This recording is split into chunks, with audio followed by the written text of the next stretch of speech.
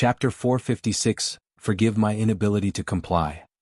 Chapter 456, Forgive My Inability to Comply. Nobody thought that Divine Phoenix Island would have produced a paragon as such. Yet, it's a pity that he has to die beneath the human emperor's palace. He died a worthwhile death trading the lives of 7 other paragons and a couple of sealers.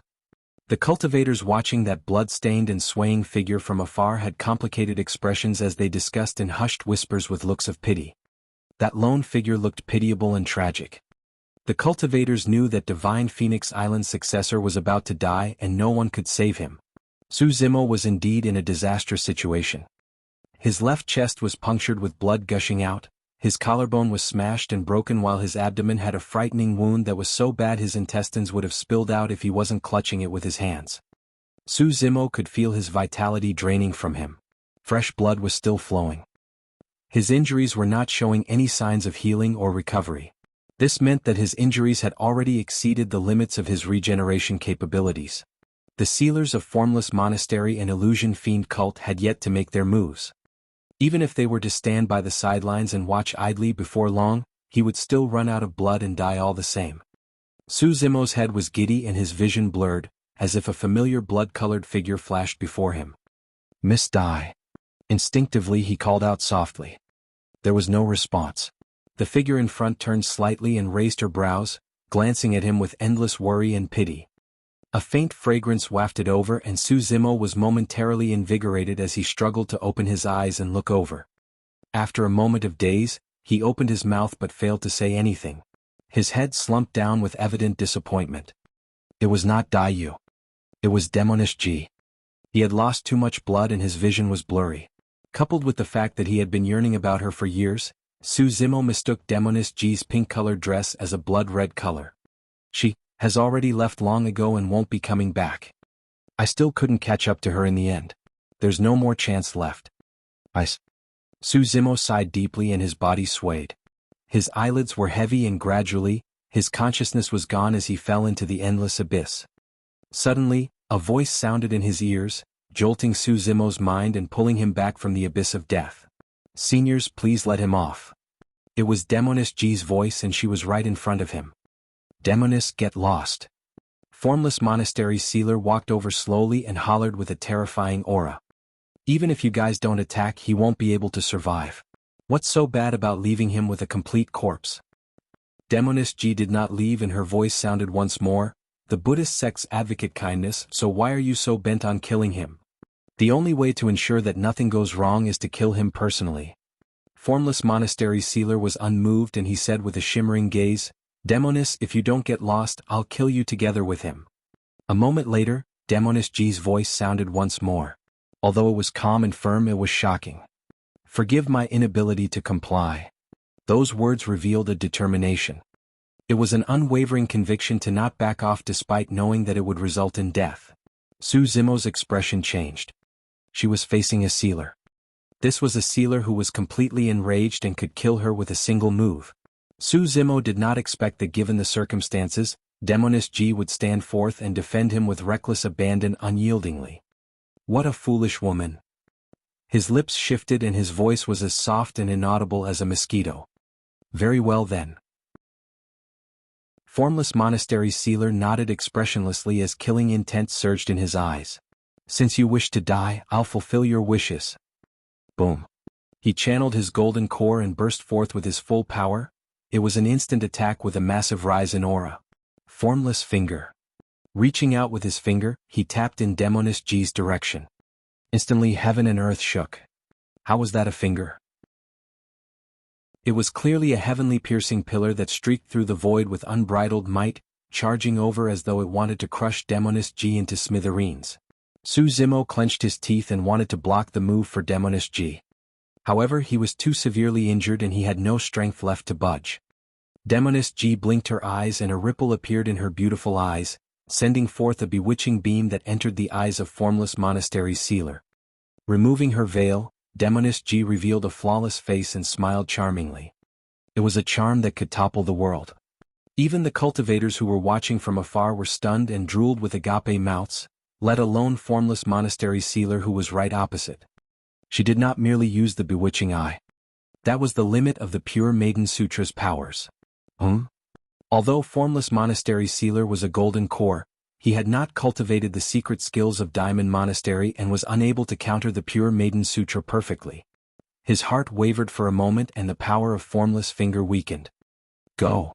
At the same time, Demoness G sent forth a ribbon that shone with a bright spirit light, colliding against the incoming Formless Finger. Bang. There was a deafening sound. Demoness G's expression changed starkly as her petite figure shuddered, stumbling in retreat repeatedly. With every single step back, she would spit out a mouthful of blood that was extremely striking. Not everyone could endure the full-powered attack of sealers like Su Zimo. If not for the fact that Formless Monastery Sealer was distracted and the power of Formless Finger was diminished, Demoness G would have been torn apart and died. Even so, by the time she staggered backwards to Su Zimo's side, she was already severely injured and on the brink of death. A series of sinister tears appeared behind Formless Monastery Sealer. Humph. With a grim expression, he sneered, "I'll give you guys a large gift before my death so that you two lovebirds can go to hell together." Before his sentence was finished, a stream of fire burst forth from the Formless Monastery Sealer's finger and arrived before the two of them. His flames were fiery red and there was even a shade of gold mixed within, letting off a terrifying aura. True fire. True fires came above level 3 spirit fires. Only golden cores who possessed fire spirit roots could cultivate true fires that could incinerate all Foundation Establishment cultivators and even burn pure-blooded ferocious beasts at Foundation Establishment realm to ashes. Su Zimo's eyes twitched furiously. He was a weapon refinement master as well and had mastery over flames. Naturally, he knew of how powerful true fires were. Previously, none of the sealers produced true fires because they were not cultivators with fire spirit roots. Heaving a deep breath of air, Su Zimo used all his might to push away Demoness G who was in front of him while bellowing deeply, "Get away!" Swoosh! The flames landed on Su Zimo and surged, burning his entire body. In the blink of an eye, he was a man engulfed in flames. Chapter 457 Hand of a Divine Spirit. Chapter 457, Hand of a Divine Spirit. Error. Su Zimo hunched over with his eyes tightly shut. He was in immeasurable pain as his throat let out a hoarse cry. The true fire burned furiously and his body convulsed. Even his flesh sizzled with crackling sounds as his flesh was burnt black in a terrifying sight. In the fire, Su Zimo's face was faintly visible and he was in such deep pain that his features were contorted to an unrecognizable degree. Demoness G's heart ached when she saw the state he was in and her eyes misted. Cough. Her internal injuries acted up and she coughed out another 2 mouthfuls of black blood. There were even pieces of her ruptured organs and it looked terrifying. To think that I would still end up dying here. Demoness G's eyes dimmed and she sounded wistful. Her organs were severely damaged after receiving the full blow of a sealer and her vitality was rapidly draining.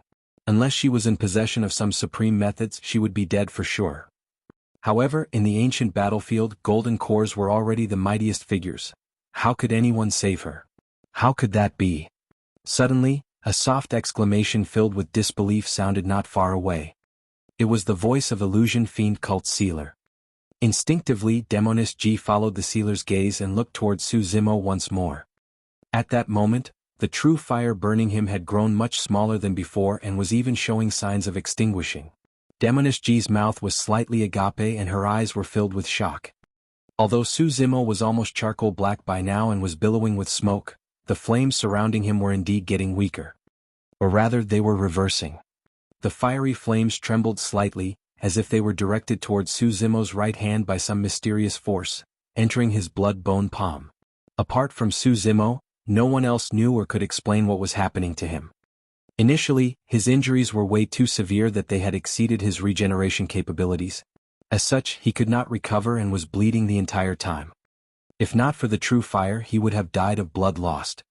However, the flames of the true fire had cauterized his wounds and stopped the bleeding temporarily, saving his life. At the same time, a mysterious change was happening to the blood-bone palm under the burn of the true fire. It was as though a seal had been undone, summoning a hidden power within Su Zimo that was devouring the true fire on him without any care.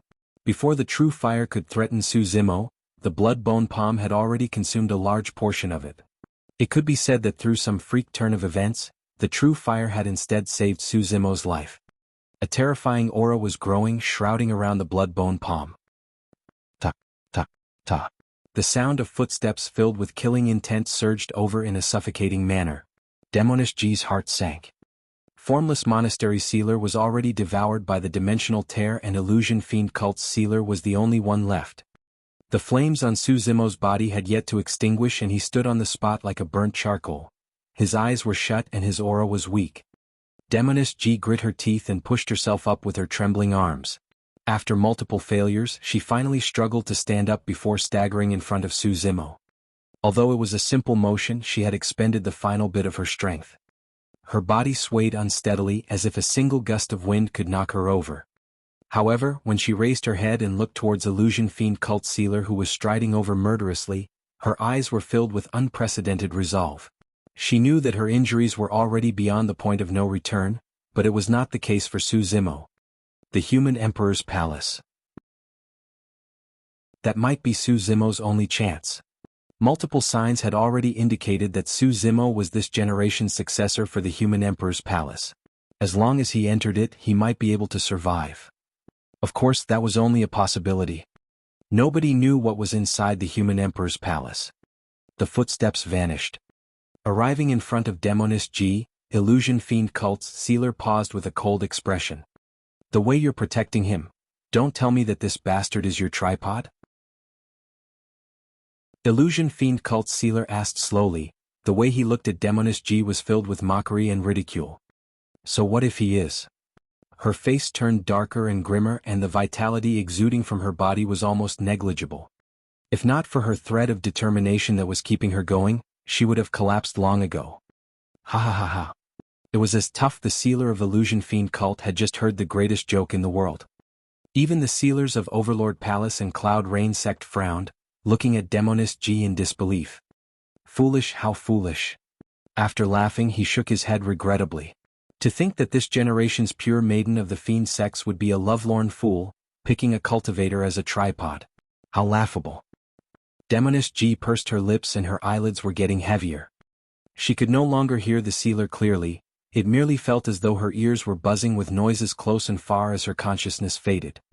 The reason why you're fighting with your life is to buy time for this little bastard to enter the Human Emperor's Palace. Illusion Fiend Cult Sealer sneered. However, it's a pity that both of you will have to die. Today I'll kill you so that you don't bring about disgrace for Pure Maiden Sect as well as the Fiend Sects. The moment he said that, the Sealer's eyes shone with killing intent, and he whipped out a shimmering flexible sword from his waist. Swoosh. With a fling, the sword turned straight. Even against two helpless Foundation establishment cultivators who were on the brink of death, the Sealer had no intention of showing mercy as he burst forth with his power as a golden core and thrust forward. That attack was enough to skewer the both of their heads together. The sword chi was extremely cold and possessed wild might. Demonish Ji could hold on no longer as she collapsed to the side. Suddenly, an arm reached out and held up her body. The next moment, Demonish Ji caught sight of a figure through her blurred vision. Although he was burnt charcoal black and was disfigured, she could recognize him. Those eyes burned with a bloodshot gleam as though they wanted to devour someone. Suddenly, Suzimo reached out with his right arm. Illusion Fiend Cult Sealer's eyes constricted in shock. There was no flesh on his palm, and it was just a scarlet bone that was burning with thin flames, emitting a terrifying aura that seemed as though it could incinerate the heavens and oceans, annihilating all living beings. It was as though it was the hand of a divine spirit that let out a shuddering aura. Even the Sealers who were watching from nearby as well as the cultivators watching from afar felt chills run down their spines, let alone Illusion Fiend Cult Sealer. Some of the cultivators could not endure that might and fell to the ground on the spot, shivering in fear. A feeling of inferiority grew in the hearts of many cultivators. The blood-bone palm reached out for the flexible sword. Pitter-patter. Pitter-patter. Before it could reach the blood-bone palm, the sword was melted into liquid steel and dripped onto the ground. A perfect-grade spirit weapon was destroyed just like that. The Sealer had nowhere to run with the dimensional tear appearing in his back. In his eyes, he could only see a burning palm arriving with a flame that grew more and more intense.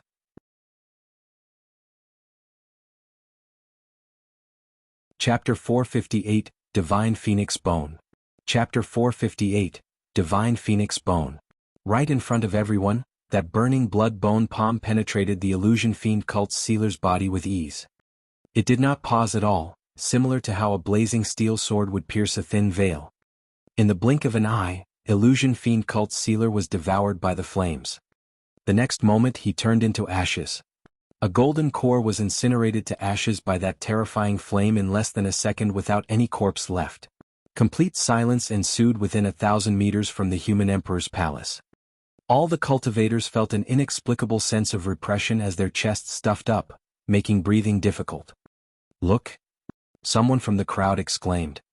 Without the need for any reminders, everyone's gazes landed on that blood-bone palm. At that moment, the void around the blood-bone palm began to distort after being burned by the intense flames. A series of tears appeared, gusting with sinister winds. The rules of the ancient battlefield had been violated, triggering a dimensional tear. But everyone gasped. This meant that the flames on that palm had already reached the level of a golden core's power. A sinister aura gushed out from the dimensional tear.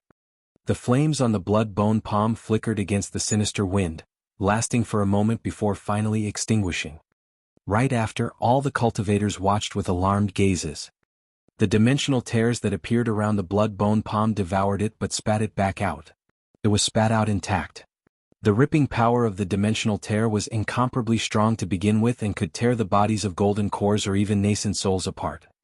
The moment one was dragged away by the dimensional tear, they would endure an incredibly horrific wild current of the void. Even nascent souls or void reversions would have their essence spirits destroyed without any corpses remaining. Legend has it that only mighty patriarchs could endure the wild currents of the void and travel through it freely. Yet, the dimensional tear could not devour that blood-bone palm. After it was taken in and washed by the wild currents, it was still intact. What exactly was that? That was not the bone of a human being. Divine Phoenix Island's successor, blood-bone palm flames. All the clues seemed to lead towards a certain truth. Could the legend be for real? Sword Sect Sealer shuddered uneasily, as though he had just recalled something frightening. What legend? The other sealers looked towards him one after another. Do you guys know of the origin of Divine Phoenix Island? Sword Sect Sealer asked instead. Another sealer replied with a frown. Initially, Divine Phoenix Island was just a lone island overseas. Legend has it that in an unknown era long ago, the skies rained with fire and the firmaments collapsed. Among that, a pure-blooded Divine Phoenix's corpse landed on that island. Thereafter, the island was named as the Divine Phoenix Island. At that point, the sealer suddenly paused. As though he recalled something as well, he was shocked and asked slowly, "You mean to say? That legend was too long ago and has always been spread through the mortal world. It was created by storytellers, there's no way it can be true, right?" Another sealer refused to believe it. Phoenixes were definitely divine spirits that were as strong as perfected immortals. In the cultivation world, there had never been accurate records about the existence of divine phoenixes on Tianhuang mainland. Nobody had seen a pure-blooded phoenix and the only things left were figments of the legends. Prior to this, if anyone said that there was a pure-blooded living being in the world that possessed a might comparable to a perfected immortal, nobody would believe it. But now the sealers present went silent. Suddenly, Overlord Palace's sealer said, "In the ancient manuals of the fiend sects, there's a legend about the Phoenix race. It said that the Phoenix race is a mighty race that's even comparable in strength to the dragons. They wield the strongest and most frightening flames in the universe and can incinerate all living beings. Male phoenixes are called Fengs while female phoenixes are called Huangs. Pure-blooded phoenixes, also known as undying divine phoenixes, are reborn through nirvana each time they incinerate themselves and become even stronger. Therefore in Tianhuang mainland, be it in the cultivation or mortal world, there's always the saying of a phoenix undergoing nirvana for a rebirth through flames. That saying is an explanation of the capabilities of the divine phoenixes." Another sealer asked, "What's the difference between the two?" Overlord Palace's sealer replied, "The ancient manuals recorded that phoenixes would always leave something behind during each rebirth. When the undying Feng is bathed in flames, he leaves behind a drop of divine phoenix essence blood. When the undying Huang is bathed in flames, she leaves behind a piece of divine phoenix bone." At that point, everyone felt their hearts skip a beat. They made the connection between this person from the divine Phoenix Island and his blood-bone palm with the terrifying flame that was burning on it. They were close to the truth. You mean to say that his right hand is actually a piece of the divine Phoenix's bone? A sealer exclaimed. If that deduction was correct, that divine Phoenix bone would be the greatest treasure throughout Tianhuang mainland or even the cultivation world and was irreplaceable. In that case, it would naturally explain why the dimensional tear was unable to devour that bone and why the wild currents in the void could not destroy it. It would make sense for the divine Phoenix bone to be an immortal object. Even a mighty patriarch would be tempted to get his hands on it. Swoosh swoosh swoosh.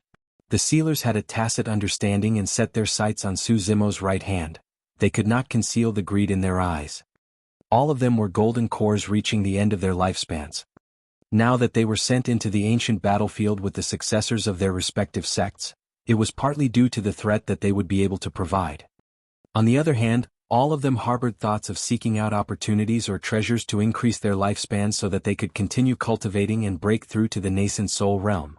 Since the divine Phoenix bone was an object left behind by the undying Huang's rebirth through nirvana, it would definitely possess unimaginable divine power, and if they could get their hands on it, they might be able to extend their lives. Although Su Zimo was able to kill Illusion Fiend Cult Sealer with the blood-bone palm, his internal injuries had yet to heal up and his vitality was still draining, almost completely depleted. Demoness G was in a similar condition. To everyone, Su Zimo and Demoness G were two dead people. All they had to consider was how they were going to get their hands on the divine Phoenix bone in the ensuing fight after severing Su Zimo's hand. Suddenly, a beam of light shot out from the human Emperor's palace's entrance, descending upon Su Zimo. A massive power sucked Su Zimo, causing him to rise slowly. Go on. If you manage to survive, I hope you can still remember me. Demoness G tilted her head and leaned in Su Zimo's embrace like a weak girl. Although her eyes were filled with sadness and reluctance, she faked a smile nevertheless.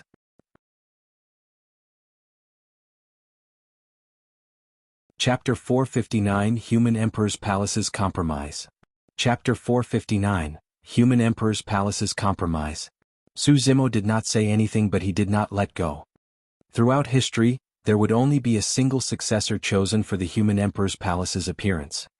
Right now, as long as Su Zimo let go of Demoness G, he would be able to enter the Human Emperor's Palace rightfully. However, he knew that if he were to let go, she would definitely have no chance of surviving. Su Zimo did not care about the relationship between Demoness G and Ji Yaoxue or ponder about what it meant to be her tripod.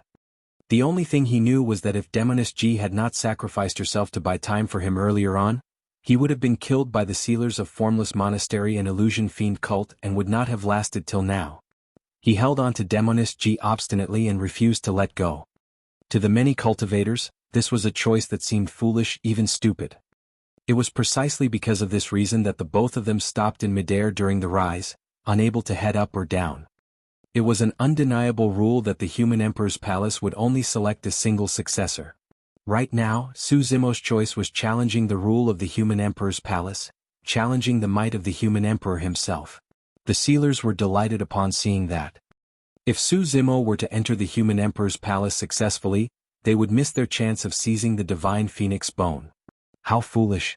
He doesn't know what's good for him. A cultivator sneered. Another cultivator shook his head and sighed. To think that Mad Blade would be such a sentimental man. Isn't that right? Not many people would have the courage to make such a choice. If he entered the Human Emperor's Palace, not only would he be able to survive, he would also be able to obtain the Human Emperor's inheritance. Who could resist such a temptation? Snowdrift Valley's Ling Han bit her lips and looked on with a conflicted expression. What did his choice represent? It meant that at this moment, this man was willing to abandon his life and the Human Emperor's inheritance in order to save Demoness G. Even if there was only a sliver of hope. As a woman, she felt a tinge of envy towards Demoness G from the bottom of her heart. Let go. Demoness G frowned deeply. Her eyelids were so heavy that she could not make out Su Zimo's face clearly, and her frail voice carried a hint of anxiousness. Don't feel guilty. The reason I saved you is because you saved me before as well. If not for you, I would have been killed by that damned monk long ago. I'm just repaying you right now. There was still no response. Let me go. It was still silent. However, Demoness G could sense him hugging her even closer. The both of them hovered in midair in a stalemate with the human emperor's palace. The remaining few sealers were already on their way. The two of them were already at the end of the road with no strength to fight back. Even without releasing their powers as golden cores, the sealers could kill the two of them with just power at the level of Foundation Establishment realm. Die. The first sealer to arrive was from Sword Sect. Buzz. The sound of a sword buzzing rang out and an unparalleled sword beam flashed. Instead of aiming for Su Zimo's vitals, it tried to sever his wrist. Su Zimo looked at that sword without moving. Given his current condition, any Chi refinement warrior would be able to kill him, let alone the sealer of Sword Sect. Swash. The sword beam struck the column of light from the human emperor's palace and created a ripple before vanishing instantly. Su Zimo was unharmed. The sealers were alarmed when they saw that. All of a sudden, as though it was agitated, that column of light shone brightly in a bedazzling manner. Countless beams of light shot forth and instantly penetrated the body of Sword Sect's sealer. Poof, poof, poof. Flashes of blood gushed out continuously. The sealer's body was punctured by the illusionary beams of light, and the next moment, he exploded into a blood mist without a corpse left. Upon seeing that, the remaining few sealers were shocked and terrified. Among them, Heavenly Dipper Sect's sealer had already released his secret skill, which struck the column of light. The column of light shook and shot forth countless beams once more, engulfing the sealer of Heavenly Dipper Sect. That person was rather impressive as a glint of determination flickered through his eyes. Roaring, he released his power as a golden core, wanting to fight against the light beams before him. Bang! He turned into a mist of blood and died on the spot. Although it was only a column of light beneath the human emperor's palace, its might could not be challenged, and it was enough to suppress everything, killing with a single touch. The others hurriedly stopped in their tracks and escaped, not daring to linger. They only came to a stop outside the boundaries of the human emperor's palace before turning back to look with fear in their hearts. The man and woman were still hovering in midair within that gigantic column of light, hugging together without separating. The sealers looked grim with indignant expressions. There was no way they could get their hands on the divine phoenix bone given the current situation. Let's wait a little more, there might still be a chance. After a moment, Hollow Monastery's sealer composed himself and said slowly with a shimmering gaze. That's right. Overlord Palace's sealer said in a dark tone. He's only a mere Foundation Establishment cultivator, and yet he dares to challenge the human emperor's palace? He's bound to fail. If this carries on, the both of them will definitely die. The few sealers nodded in agreement. If the two of them were dead, the human emperor's palace would either disappear or select a new successor. No matter the outcome, the successor of Divine Phoenix Island would lose the protection of the human emperor's palace. At that time, they would have the chance to sever his wrist and fight for the divine phoenix bone. Right now, all the sealers had to do was wait. Demonish Ji leaned in Su Zimo's embrace motionlessly, and it was unable to tell if she was dead. Su Zimo's aura was also getting increasingly weaker. Raising his head, he looked at the mysterious entrance of the human emperor's palace and narrowed his gaze with a resolute expression. It was as though he would never relent nor compromise. A long time later.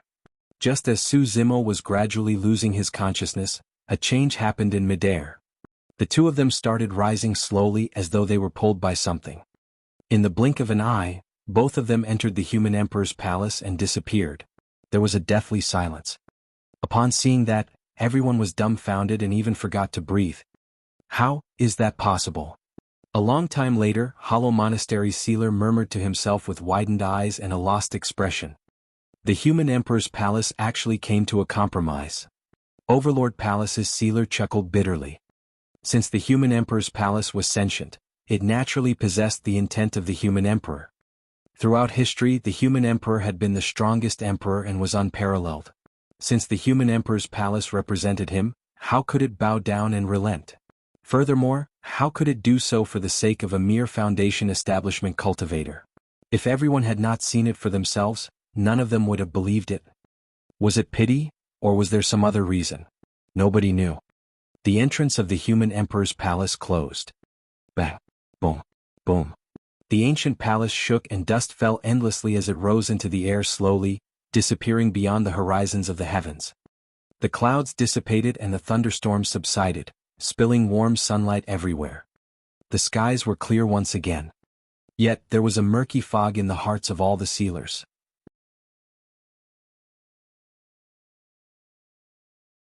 Chapter 460 Historic Monster Incarnate. Chapter 460 Historic Monster Incarnate. The human emperor's palace had long disappeared. However, the paragons who managed to survive and the sealers of the super sects looked in its direction for the longest time with conflicted expressions and silence. They felt an inexplicable sense of repression. That man should be dead, right? A long time later, Heavenly Dipper Sect's paragon asked hesitantly. Overlord Palace's Pang Yu nodded. He should be. After a moment, as though he was trying to convince himself, Pang Yu repeated with conviction. He must be. That's right, he's definitely dead. He's already so badly injured. Unless there's some divine method to resurrect the dead and regrow flesh, he's definitely dead for sure. That's right. The human emperor's palace only contains its inheritance. How could there be anything to save his life? Almost at the same time, the remaining paragons heaved a sigh of relief, as if a burden was lifted off their shoulders. All of them looked at ease and smiled gently. The sealers present were expressionless as they exchanged glances. All of them could tell of the worry in the other's eyes. To old people like themselves who had lived for hundreds of years, the reactions and deductions of their juniors felt more like lies to make themselves feel better. Even they were unsure if the successor of Divine Phoenix Island was still alive. That was because nobody knew what was inside the human emperor's palace. It would be fine if the Divine Phoenix Island's successor died in the human emperor's palace. If he survived and was reborn. Everything else aside, none of the paragons who had entered the ancient battlefield this time round, Hang Chuyu, Pang Yu, Monk Juchen and the others included, would be a match for that man. That was because all of those paragons would be fearful. Subconsciously, all of them were hoping that the successor of Divine Phoenix Island would die, instead wishing for his survival so that they could fight him once more. In this battle, the paragons of the Immortal, Buddhist and Fiend sects were defeated so badly that their confidence was destroyed. Clear Heart Nunnery Sealer murmured, the fact that they're able to produce such a paragon is a clear sign that the light of Providence is shining on them.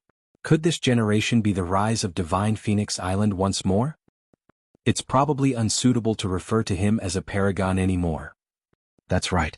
Given his potential, bearing, guts and methods, he can be called a monster incarnate. Not just that, he's a rare monster incarnate throughout history.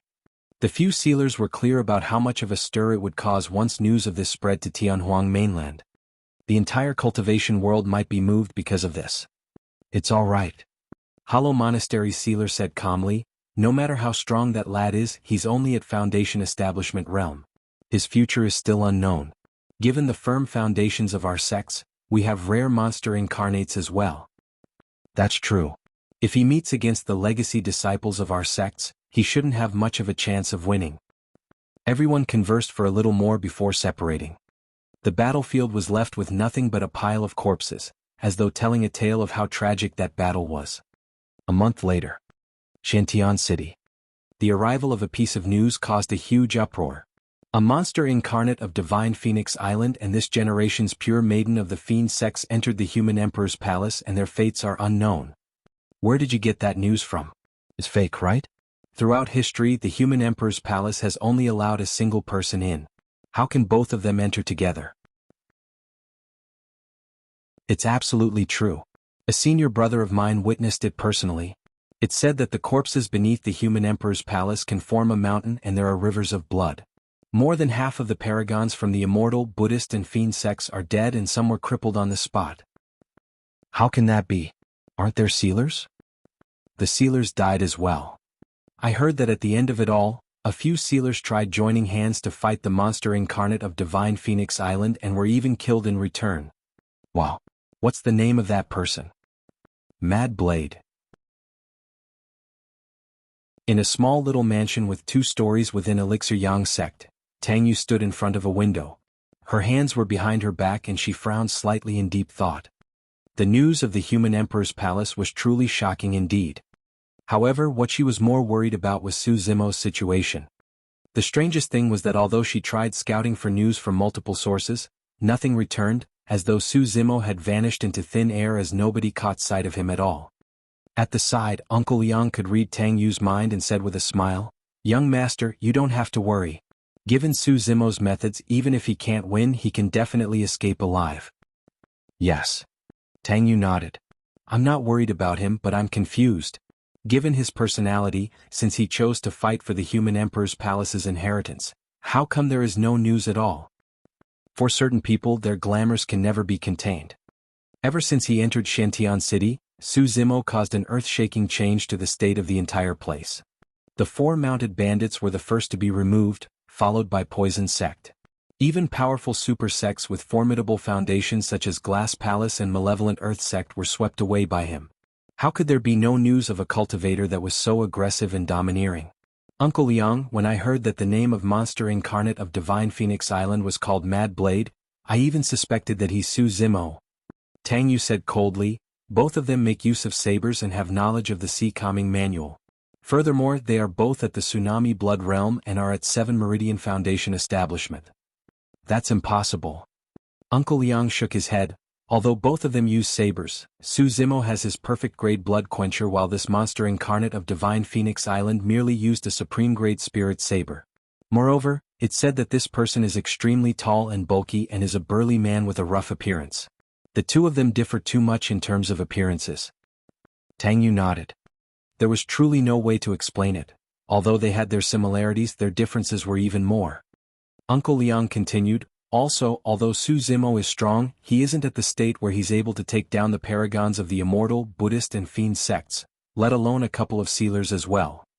Back then, in the Elixir Pool sect ruins, Su Zimo had to take a long time before baiting the sealer of Glass Palace to death.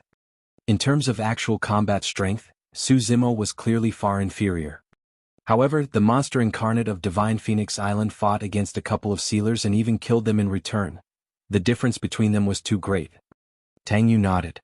No matter what, I hope that fellow Taoist Su can return safely. At the entrance of the mansion, Su Xiaoning hugged her knees and sat on a stone step with a worried expression. There was a pitch-black demon beast beside her. A cold glint shimmered between its half-opened eyes. It was Night Spirit who was guarding Xiaoning. Heis. Sighing gently, Xiaoning murmured, all the cultivators in the city are discussing that monster incarnate of Divine Phoenix Island and Mad Blade, but there's still no news of brother. I don't even know how he's doing right now. Growl? Night Spirit opened its eyes and yawned listlessly. Xiaoning frowned and asked, you're saying that brother is fine? How do you know that, brother? You've been with me the entire time and you haven't received any news either.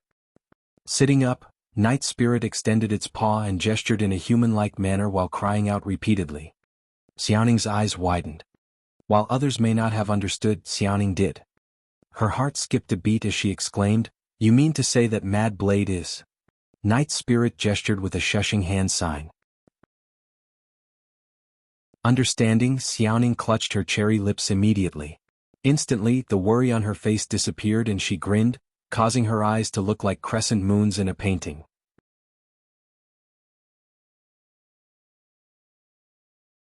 Chapter 461, Resurrection and Regrowth of Flesh. Chapter 461, Resurrection and Regrowth of Flesh.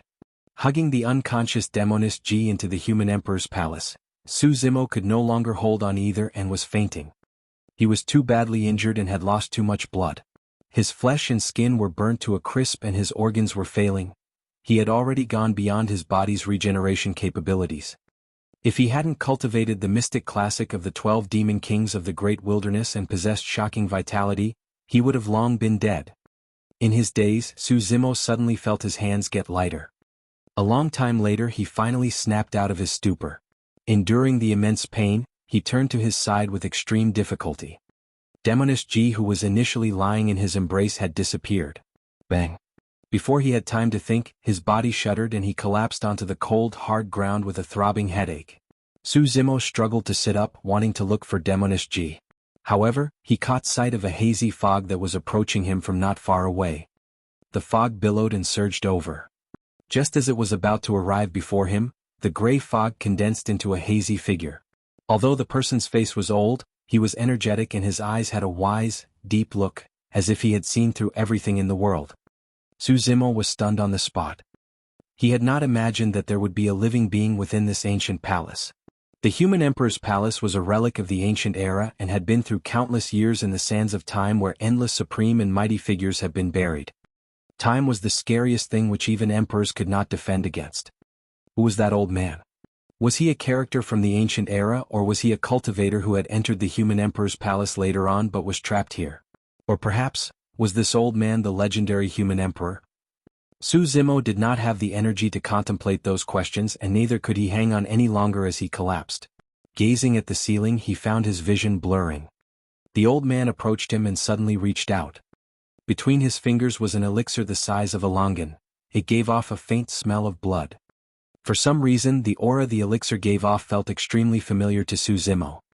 The old man peeled open Su Zimo's mouth and put the elixir inside. Su Zimo had no strength to resist, and the elixir melted in his mouth, sending a spicy warmth down his throat.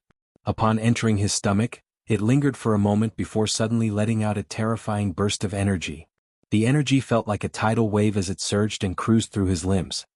An intense blood chi shot forth, wrapping Su Zimo in it as an extremely rich aura of vitality spewed out. One after another, beams of rainbow lights shot out in a divine manner, nourishing every single bit of his flesh. His body that was initially defeated was reignited with vitality. His injuries healed internally and externally as his charcoal black flesh peeled away. Pieces of flesh started regenerating on his bones with endless vitality. It was a regrowth of his flesh. This was a miracle almost akin to resurrection. A numbing sensation prickled through Su Zimo's nerves, almost causing him to go insane. Ah! Su Zimo could not help but let out a long bellow. The power within the elixir nourished his broken body like the way dew healed barren land. His dried flesh regrew and the tears on his organs closed, returning to normal. Su Zimo's vitality was regenerating continuously. With the help of that energy, his physique's strong regeneration capabilities were awakened once more as his blood chi ran rampant within his body. Flesh could be seen growing at a visible speed near the wound on his abdomen, forming in pieces before combining together, merely leaving a faint scar. It was the same for the injury on his left chest. Although his collarbone was snapped earlier on, it was now piecing back together rapidly. Some time later, cracks appeared on Su Zimo's charred skin and his scabs fell one after another, revealing jade-smooth skin beneath. In the blink of an eye, all of his scabs had fallen off without any scars left behind as he emitted a massive wave of vitality. All his injuries were healed. That was not all the changes brought about by the elixir. Not only did the elixir possess a massive vitality essence, it also contained terrifying blood chi and pure spirit energy. Initially, the spirit sea in Su Zimo's dantian had already dried up. Right now, spirit energy was gushing in endlessly, forming a sea with massive waves that was even fiercer than before. Su Zimo's cultivation realm was rising swiftly, and he was at the peak of 7 Meridian Foundation establishment before long. He did not even need to guide it. The spirit sea surged and a series of pure, rich spirit energy pushed against his body's 8th spirit meridian. Bang, bang, bang. There were a series of loud bangs and almost no time was wasted as the momentum brought him through. He had unlocked his 8th spirit meridian. Throughout history, there may have been no other cultivator who managed to unlock their 8th spirit meridian as easily as Su Zimo without the need to even consume a meridian unlocking elixir. Even after unlocking his 8th spirit meridian, his spirit sea did not calm down and was still roaring furiously. His cultivation realm was still climbing. A long time later, it finally came to a stop when he was at the peak of 8 Meridian Foundation establishment. At that moment, Su Zimo was finally certain. After the 8th Spirit Meridian, there was definitely a 9th Spirit Meridian, the legendary Extreme Foundation establishment. He was still in possession of a Meridian unlocking elixir. Su Zimo planned to attempt to unlock his 9th Spirit Meridian after stabilizing down at this current cultivation realm so as to become the second person to reach the Extreme Foundation establishment realm after the Human Emperor. At the same time, the terrifying blood chi in the elixir restructured Su Zimo's body as well. Crack, crack, crack. A series of crackling sounds echoed from within his body as his tendons and bones rang together. His blood chi climbed and he was surrounded by a thick demonic chi, causing multiple ancient demons to form. A mysterious glow shone from his 7 orifices, turning brighter and brighter. A moment later, Su Zimo's body shuddered and his 7 orifices shone brightly. His power of blood chi exploded and his skin, flesh, tendons, bones, marrow, organs and orifices synergized with one another, forming a major heavenly cycle. He had attained greater mastery of the orifice-clearing section. All of a sudden, his eyes jolted wide open and a beam of light that tore through the night shot forth in a bedazzling manner. Rising upright, Su Zimo felt his blood chi rumble like a tsunami as a rainbow light shone from his organs. His major tendons were firm, his bones were lively and his flesh was flawless. Upon closer inspection, he could even see a mysterious luster cruising through them. It was as though he had attained a perfect body. Su Zimo could clearly sense that his body was different and his five senses were even more keen. Without even opening his eyes, he could hear the sounds of fishes playing in a pond nearby as the image was visualized in his mind. Meek as a virgin with the burst power of a rabbit, his body was even more coordinated with the fusion of toughness and flexibility. With every single motion of his arm, he could produce limitless power with a rampant might. At this point of your cultivation, you would have perfected your technique and cultivated universal sight and hearing. With the help of the spirit perception, you will be able to avoid danger without seeing or smelling it. Be it whether you're moving, sitting, or lying down, your heart will be able to sense and you will be able to defeat your enemies within 10 feet with your bare hands. Su Zimo could not help but recall the words that Dai Yu left him with as he murmured to himself, "I'm here now."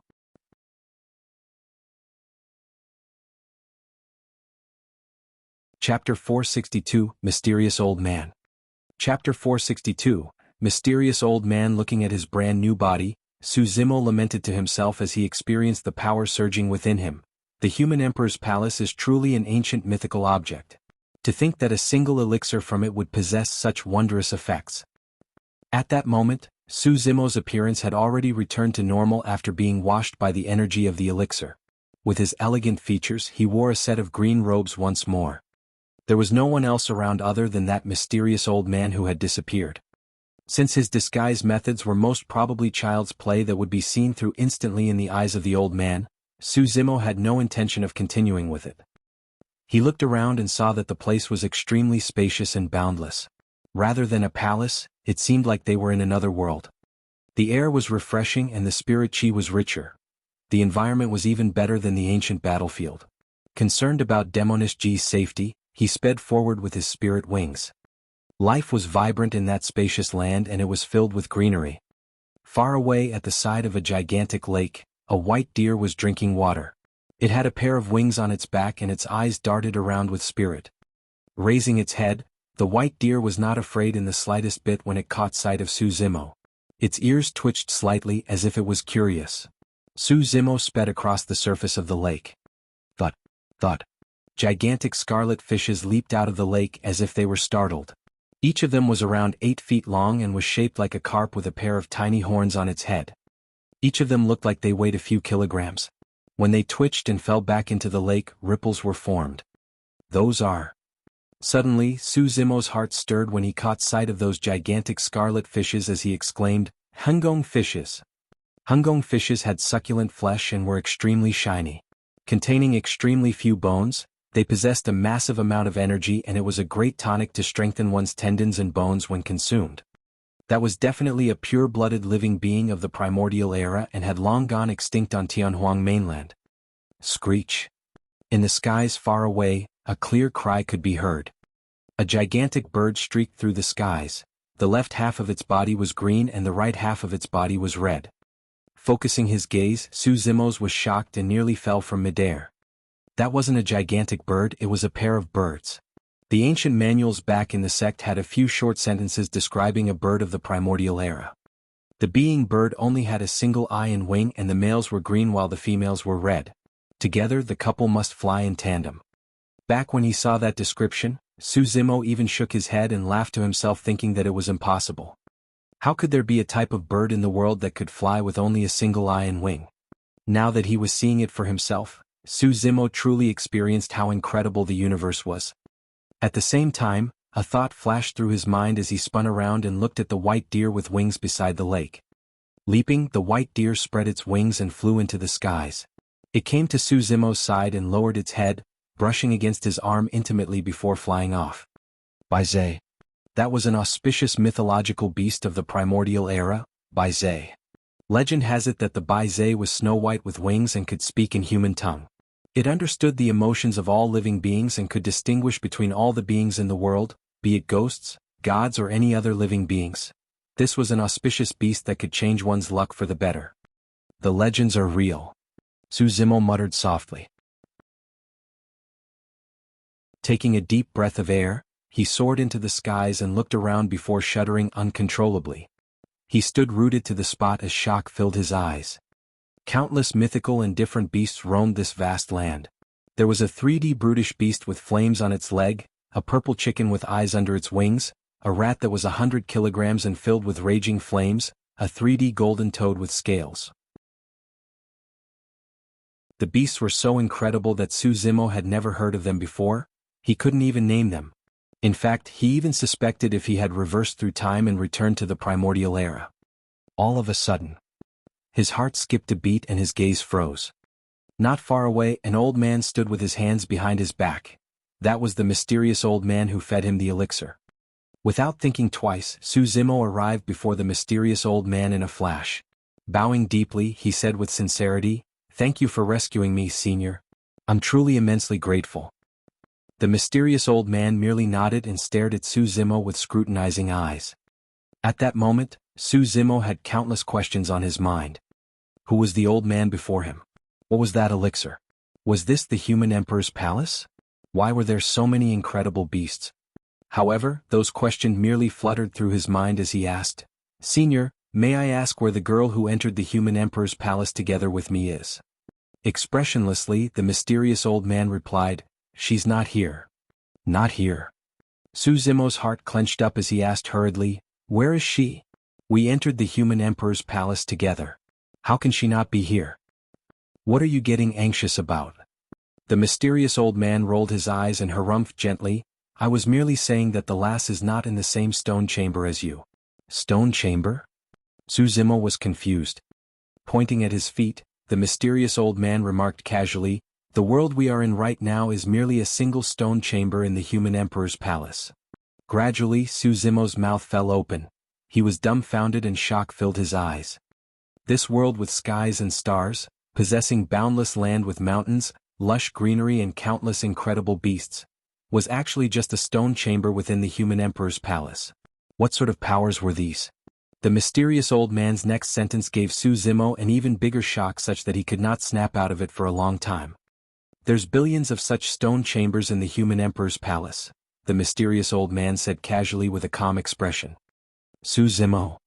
A long time later, still worried about Demonish Ji, he asked, "How is that girl in pink?" "Don't worry, she won't die. She'll follow her own destiny," the mysterious old man replied. Su Zimo only heaved a sigh of relief upon hearing that. "Ha!" Suddenly, the mysterious old man sneered, "Young man, you're truly brazen to challenge the rules set by my master. If it wasn't because my mistress was kind enough to speak up for you, seeing how pitiful that girl is, she would have died long ago." "Master, mistress?" Su Zimo blinked and asked in a testing manner, "Senior, the master you're referring to is? Can you get any dumber?" Frowning, the mysterious old man glared at Su Zimo and said in a deep tone, "Since this is the human emperor's palace, my master is definitely the human emperor." Su Zimo was shocked. Needless to say, the mistress should be the human emperor's Dao companion. The mysterious old man glanced at Su Zimo from the side of his eyes and sized up the latter while muttering, "This young man seems dumb. Could master have made a wrong judgment?" Actually, Su Zimo was not entirely to blame. Everything that he had seen and experienced after entering the human emperor's palace was way beyond his imagination. There were things that he could not dare to believe even if he had guessed it. Furthermore, even now, he wasn't clear of the identity of the old man before him.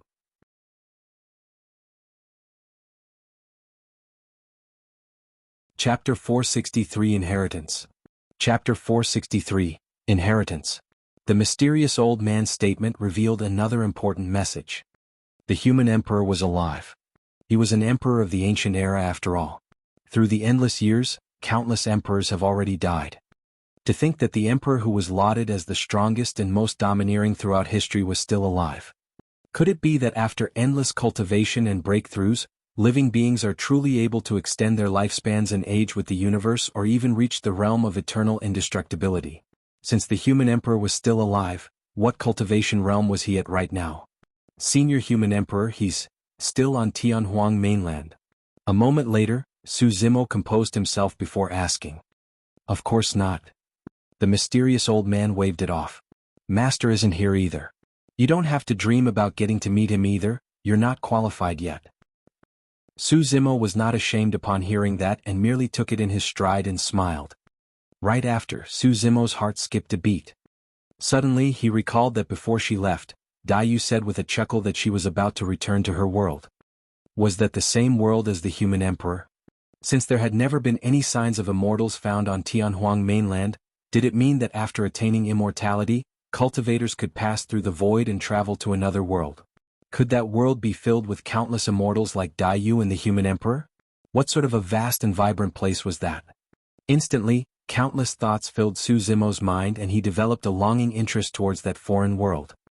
Before you, a total of 7 people entered the human emperor's palace and each of them received a different inheritance.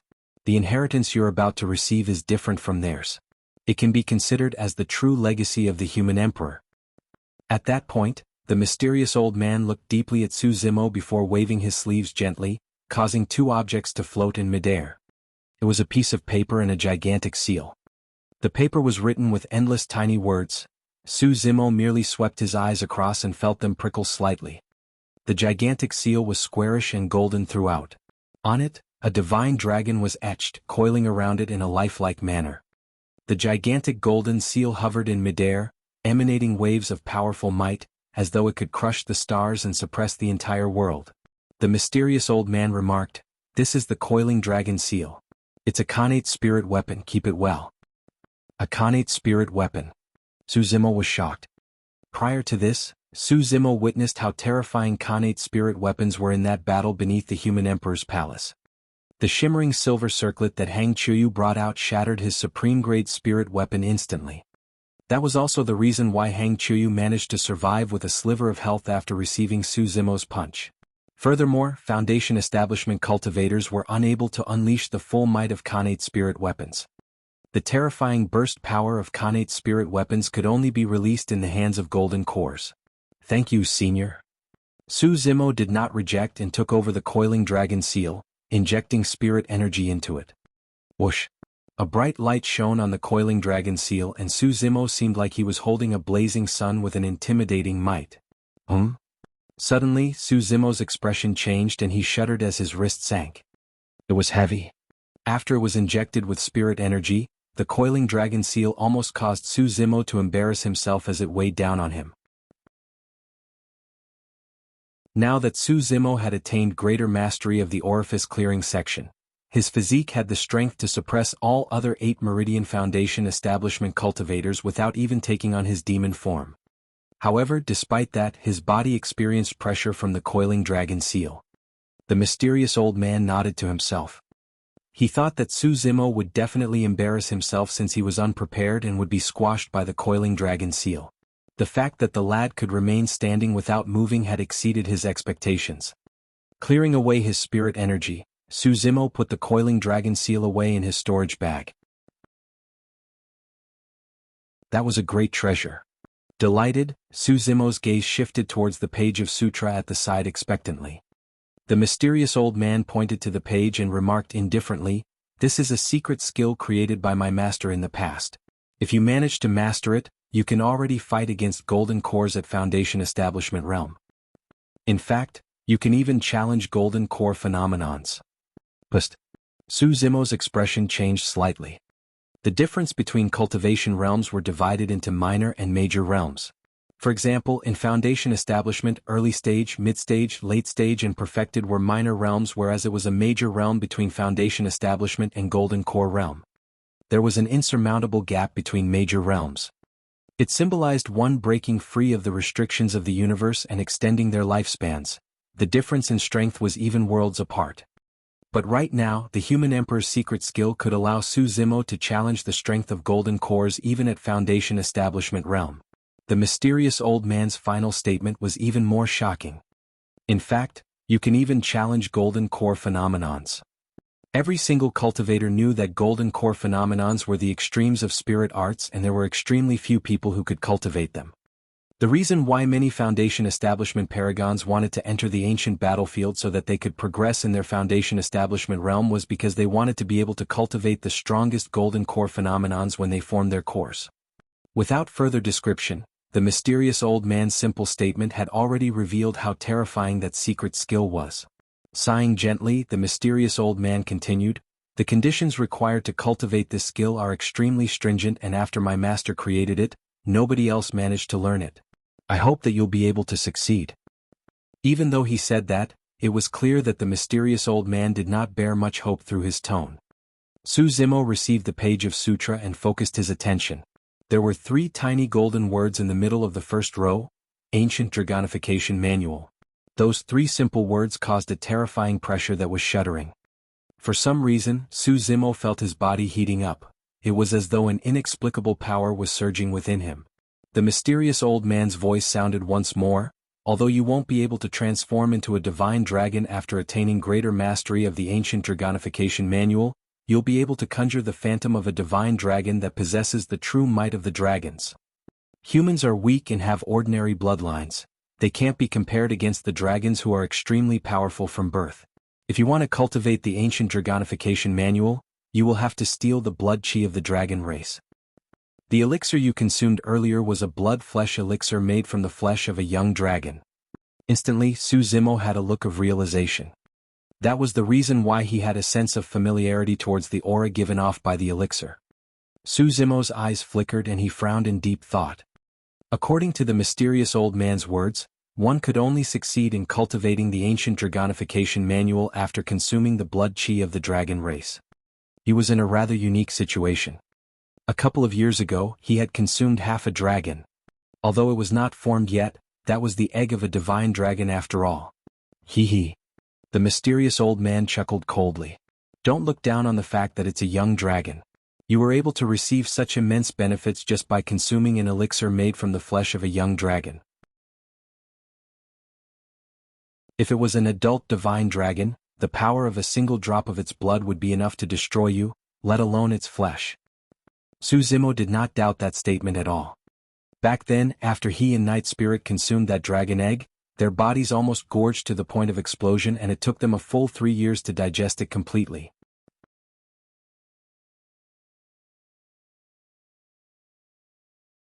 Chapter 464, 2 Utmost Treasures. Chapter 464, 2 Utmost Treasures. The conditions required to cultivate the Ancient Dragonification Manual are extremely stringent, and obtaining the blood chi of the dragon race is merely the beginning. Among the 7 people who entered the human emperor's palace before you, there were also some of them with potentials comparable to you. However, they were merely slightly inferior. The mysterious old man said with a trace of pity, "Tisk, that lay kid was rather decent as well." However, it was a pity that he couldn't unlock his 9th spirit meridian, causing him to miss this great opportunity to get the Ancient Dragonification Manual. At that point, Su Zimo's heart skipped a beat as he recalled Uncle Liang's words. Legend has it that the secret to the Extreme Foundation establishment is hidden within the human emperor's palace. He asked hurriedly, "Senior, may I ask, how does one unlock the 9th spirit meridian and cultivate to the point of Extreme Foundation establishment?" Foundation establishment was an extremely important step in one's path of cultivation, and how stable their roots were would decide their future accomplishments.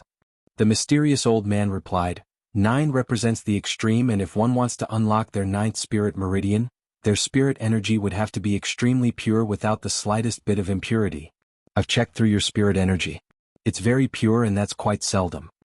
Pondering for a moment, Su Zimo remarked, "Senior, up to this point of my cultivation, I've rarely consumed any elixirs, and even for those that I consume, they were at perfect grade. I think it should have something to do with that." Apart from perfect grade elixirs, every other grade of elixir possessed impurities. Long-term consumption would result in consolidation of those impurities. Although they would not have a significant impact on a cultivator's combat strength, it would impede the possibility of them unlocking their 9th spirit meridian. Elixirs are only part of the equation. The mysterious old man shook his head. In Tianhuang mainland, there are many sects and factions with rich heritages and immense foundations. It's not rare for them to provide perfect-grade elixirs for the paragons in their sects with the most potentials.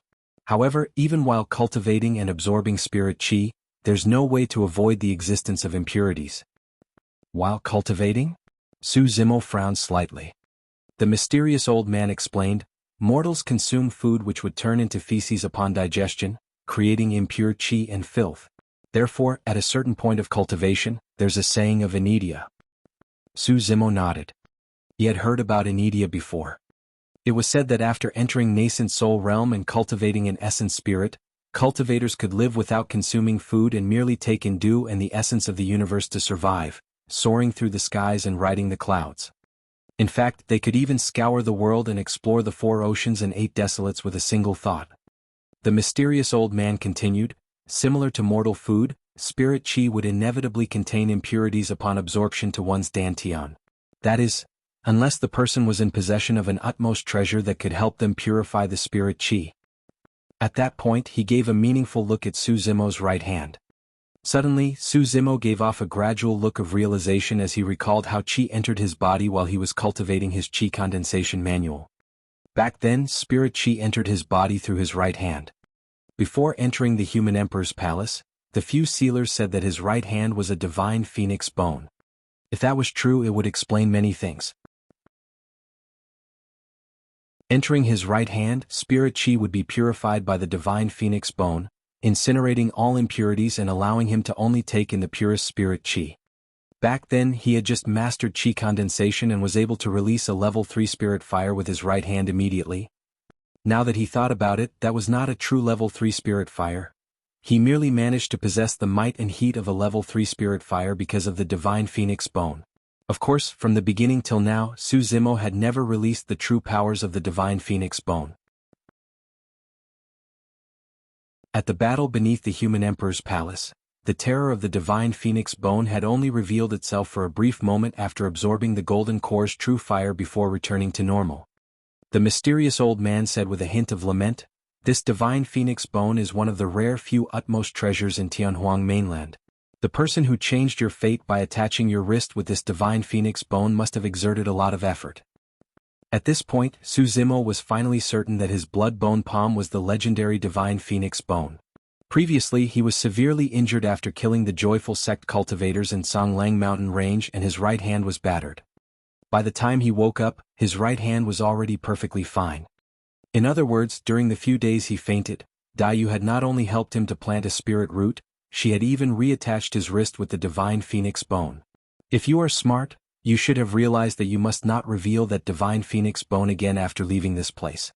Otherwise you are definitely bound to die. The mysterious old man said with a stern expression, even the mighty figures and patriarchs of the human race would be tempted to make a move for the divine phoenix bone. Su Zimo nodded. Thankfully, he changed his appearance and hid his identity beneath the human emperor's palace. Otherwise, he would definitely be hunted upon re-entering Tianhuang mainland. A man's talent would often arouse the greed of others. There is also an extremely strict requirement for one's spirit root if they want to reach the extreme foundation establishment realm. Regarding that, you have no issue as well. After a brief pause, the mysterious old man looked at Su Zimo deeply once more. There are only that few types of utmost treasures in Tianhuang mainland. Someone has really spared no expenses in trying to pave your path forward by leaving you with 2 of them. Ah. Su Zimo was shocked. Before Daiyu left, she had left him 3 gifts. One of them was his spirit root and now he knew that the divine phoenix bone was another. There was still one more unknown gift. Through the mysterious old man's words, it seemed like the second utmost treasure had something to do with his spirit root. Su Zimo could not help but ask, "What's the second utmost treasure?" "Even if I explain it to you, it's no use for you because your cultivation realm isn't there yet. Perhaps one day in the future, you might be able to see it for yourself." The mysterious old man shook his head. Su Zimo did not press on, feeling slightly disappointed. The mysterious old man continued, "The ancient Dragonification manual expends a lot of one's spirit energy and it can only be released with an extreme foundation establishment. Not only that, the ancient Dragonification manual requires a lot from the physique of a cultivator. Although you're only conjuring the phantom of a divine dragon, it still possesses the true might of a dragon. Extremely terrifying, it overrides over all living beings. An ordinary body wouldn't be able to withstand the might of the dragon, and even ancient remnant beasts would explode into a blood mist. Since you're someone who does immortality and demonic cultivation together, your physique is alarming and is enough to withstand the ancient dragonification manual. Su Zimo was not surprised that the mysterious old man could read his background like a book.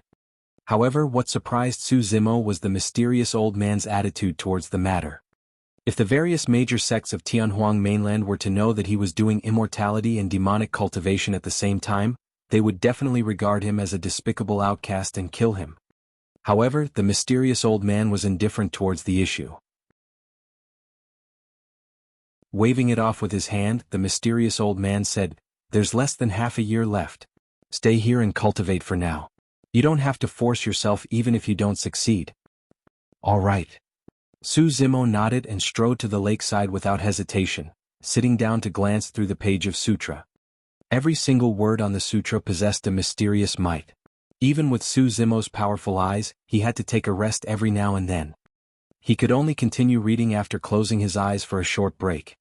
When he was thirsty, Su Zimo would drink from the lake. When he was hungry, he would catch a hungong fish for food. Other than that, the rest of his time was spent on cultivating the ancient dragonification manual. Just like that, 5 months passed in the blink of an eye. This day, as it was close to the end of the year in the ancient battlefield, the mysterious old man appeared and was about to inform Su Zimo, who was at the lakeside. All of a sudden, a change happened to Su Zimo's aura. A terrifying might descended at the lakeside, shocking the masses.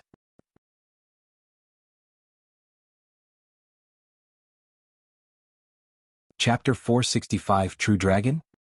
Chapter 465 True Dragon? Sensing something, the mysterious old man looked towards Su Zimo. Beside the lake, Su Zimo assumed a lotus position with an upright back.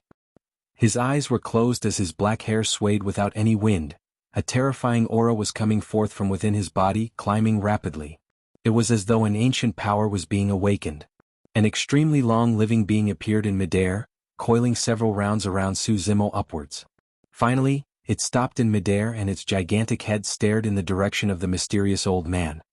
Dragon race. Compared to adult dragons which can be thousands of feet long, this could only be considered as a young dragon. Although it was only a phantom of a young dragon, the aura that it produced was shuddering, as if it could conquer all living beings. Gradually, green scales appeared on the young dragon's body one after another, shimmering with a cold glint. The bone spikes on its back and its sharp claws were bared while its horns stood gloriously. The phantom of the green dragon was actually turning corporeal. Even the scales, bones and claws were condensed with flesh, lifelike and no different from a true dragon. Pust. The mysterious old man gasped and his expression changed. Disbelief filled his eyes as he exclaimed, "How is that possible?" The ancient dragonification manual was meant to conjure the phantom of a divine dragon by using the blood chi of the dragon race. The shape of a divine dragon could only be made out faintly. That alone was heavenly defying. However, Su Zimo had conjured an actual true dragon. Even the human emperor who created this secret skill was unable to reach this point. How did this Foundation establishment cultivator manage it? Could this young man have achieved a new comprehension of the ancient dragonification manual within a mere 6 months? All of a sudden, Su Zimo's eyes burst wide open with a lightning gaze. At the same time, the coiling dragon above him opened its eyes as well. Cold and mighty, it could not be ignored. The man and dragon opened their eyes at the same time. The moment the dragon opened its eyes, it was as though it had awakened and possessed actual life as it surveyed its surroundings with an overwhelming might. Given the mysterious old man's cultivation realm, he was composed and felt nothing much as the dragon's eyes swept past him. However, the incredible beasts in the surroundings sprawled onto the ground motionlessly. The fishes in the lake went silent, not daring to swim, and the birds in the skies fell one after another fearfully. Against the dragon's might, all the living beings felt a sense that came from the depths of their souls. The dragons were one of the strongest living beings back in the primordial era where the thousands of races reigned. It had once ruled over the world above all the thousands of races. Although Su Zimo was merely a Foundation establishment cultivator with the protection of the dragon, he exuded a dominance that looked down on the world. It was peerless, as though he had control over all divine beings in the universe. Bang! Su Zimo swayed a little and the dragon coiling around him dissipated before disappearing gradually. The immense pressure vanished. Once again the incredible beasts went back to play and everything returned to normalcy. Heaving a sigh of relief, the mysterious old man came before Su Zimo and said, "Since you forcibly released the ancient Dragonification manual without your cultivation realm being high enough, you won't be able to sustain it for long. Once you're at Extreme Foundation Establishment, you'll be able to release the secret skill and use it against your foes." Su Zimo nodded. He had summoned that small dragon for a couple of seconds, but the spirit energy within his body was thoroughly expended and his spirit sea was almost dry. Right now he was at the peak of 8 Meridian Foundation Establishment. The fact that he was still unable to release the ancient Dragonification manual given his immense spirit energy was proof of how terrifying that secret skill was. The mysterious old man's gaze lingered around Su Zimo, sizing him continuously. It was only until Su Zimo's hair stood on end that the mysterious old man asked, "How did you manage to conjure an actual true dragon?" Hesitating for a moment, Su Zimo shook his head. "I don't know either." He had a guess in his heart but he wasn't certain. The fact that he was able to conjure a true dragon might have a lot to do with his consumption of half a dragon egg. The elixir that the mysterious old man fed him was merely a blood-flesh elixir made from the flesh of a dragon. However, he had devoured half of an actual dragon a couple of years ago. After entering his stomach, the essence and vitality of the dragon race filled every single part of his body. Cultivating the ancient Dragonification manual caused that power within his body to awaken, causing yet another unaccounted change. Master truly has good judgment. The mysterious old man did not press on and merely lamented. A moment later he said, "The year is almost up and the last that entered together with you has left first. It's about time for you to do so as well." Su Zimo was relieved when he heard that Demonist Ji was fine. Bowing deeply to the mysterious old man he said, "Thank you for your life-saving grace and the guidance for the past half-year, Senior." He had truly benefited way too much this time round. He had attained greater mastery of the mystic classic of the 12 demon kings of the great wilderness and was only a step away from forming an inner core.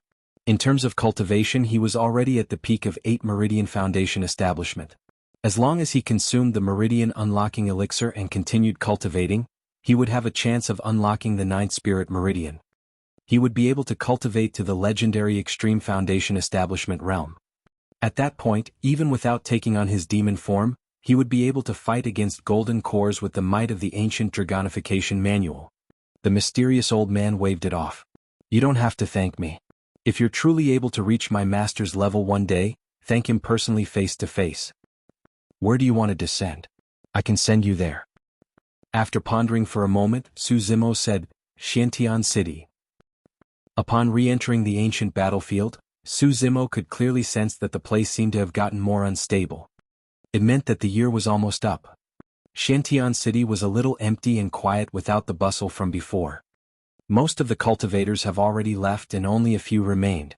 They traveled through the city with hurried expressions. It was clear that they were also preparing to leave. There was already no one at the territory of Elixir Yang sect. Su Zimo went straight to Xiaoning's room and caught sight of her handwriting etched on a stone table after looking around. "Brother, Elixir Yang sect is located in the middle continent of Tianhuang mainland. Because their teleportation spot is extremely far from Xiantian City, I'll have to make a move with Sister Tang Yu first. Once I cultivate the longevity elixir, I'll return to Yen country to look for Big Brother. Both Night Spirit and I are fine, don't miss us. Regards, Xiaoning." The writing was scribbled a little hurriedly. It was obvious that Xiaoning truly had no time at the end and had to leave. Smiling to himself, Su Zimo reached out and gave a simple swipe. Even though it was a casual move, an entire layer of the stone table's surface was wiped off and the words disappeared completely. Before leaving Xiantian City, Su Zimo had already instructed Night Spirit to stay by Xiaoning's side and head to Elixir Yang sect with her. He had to return to the Great Zhou dynasty and was unable to stay by Xiaoning's side. As such, the only way he would feel relieved was if Night Spirit was with her. Now that he knew that Xiaoning was fine, Su Zimo was at ease and did not linger further in the city. He headed straight for the cave abode that Ji Yaoxue and the rest were cultivating in. Previously he promised her that he would return for her. Suddenly, Su Zimo could not help but frown when he recalled a person. Junhao. Previously he suspected that there was something wrong with that person, but he had no proof. Before leaving, he even reminded Ji Yaoshua to keep something up her sleeve to guard against that guy. I hope Yaoshua's fine. Su Zimo's eyes flashed with a cold glint and a massive pair of wings spread out behind him. Blood chi burst forth and he sped forward at full speed. His speed was already at its limits.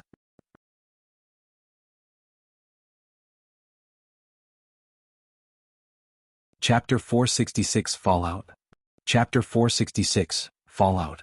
A steep mountain stood at the borders of the ancient battlefield. Halfway on the mountain, a man stood in front of the cave abode with his hands behind his back. He was handsome and had a noble aura, but his expression was grim and his eyes flashed with coldness occasionally. Azure Frost's ex Junhao was the prince of the Great Xia dynasty. The reason why he courted Ji Yaoshua painstakingly previously was because he knew about her identity as the princess long ago.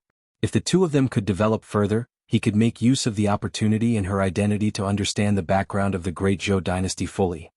However, it was a pity that Ji Yaoshua maintained a neutral attitude towards him all these years, similar to how she would treat all the other senior and junior brothers in the sect. Although Junhao was a little frustrated, he was extremely scheming and was in no hurry. The path of cultivation was long and there were many chances for them to interact since they were in the same sect. However, it was a pity that a monstrous cultivator appeared in the sect competition, giving him a sense of threat. When Ji Yaoshua wore that long pale yellow dress and circled around that man, smiling with a bedazzling wink, that scene stabbed Junhao's heart like a thorn. Su Zimo. He gripped his fist slowly and narrowed his gaze. Ji Yaoshua's attitude towards that man was clearly different from others. Even the way she looked at him was enough to make Junhao jealous. After entering the ancient battlefield, his plans were further destroyed when Su Zimo unleashed terrifying methods and suppressed all enemies domineeringly. Almost all the great Xia cultivators that entered the ancient battlefield were killed. The scariest thing was that Su Zimo had already begun suspecting him. In that period of time, Junhao lived his days on thin ice, hiding carefully, afraid to let out a single mistake. During normal times, that man looked like a scholar with a friendly appearance and calm gaze. However, Junhao knew in his heart that this was a man who was decisive to kill. As long as he revealed a single mistake, that man would definitely kill him without giving him a chance to explain. Finally that day Su Zimo left. It was only then that Junhao heaved a sigh of relief and felt relaxed. However, it did not take long for him to be frustrated once more.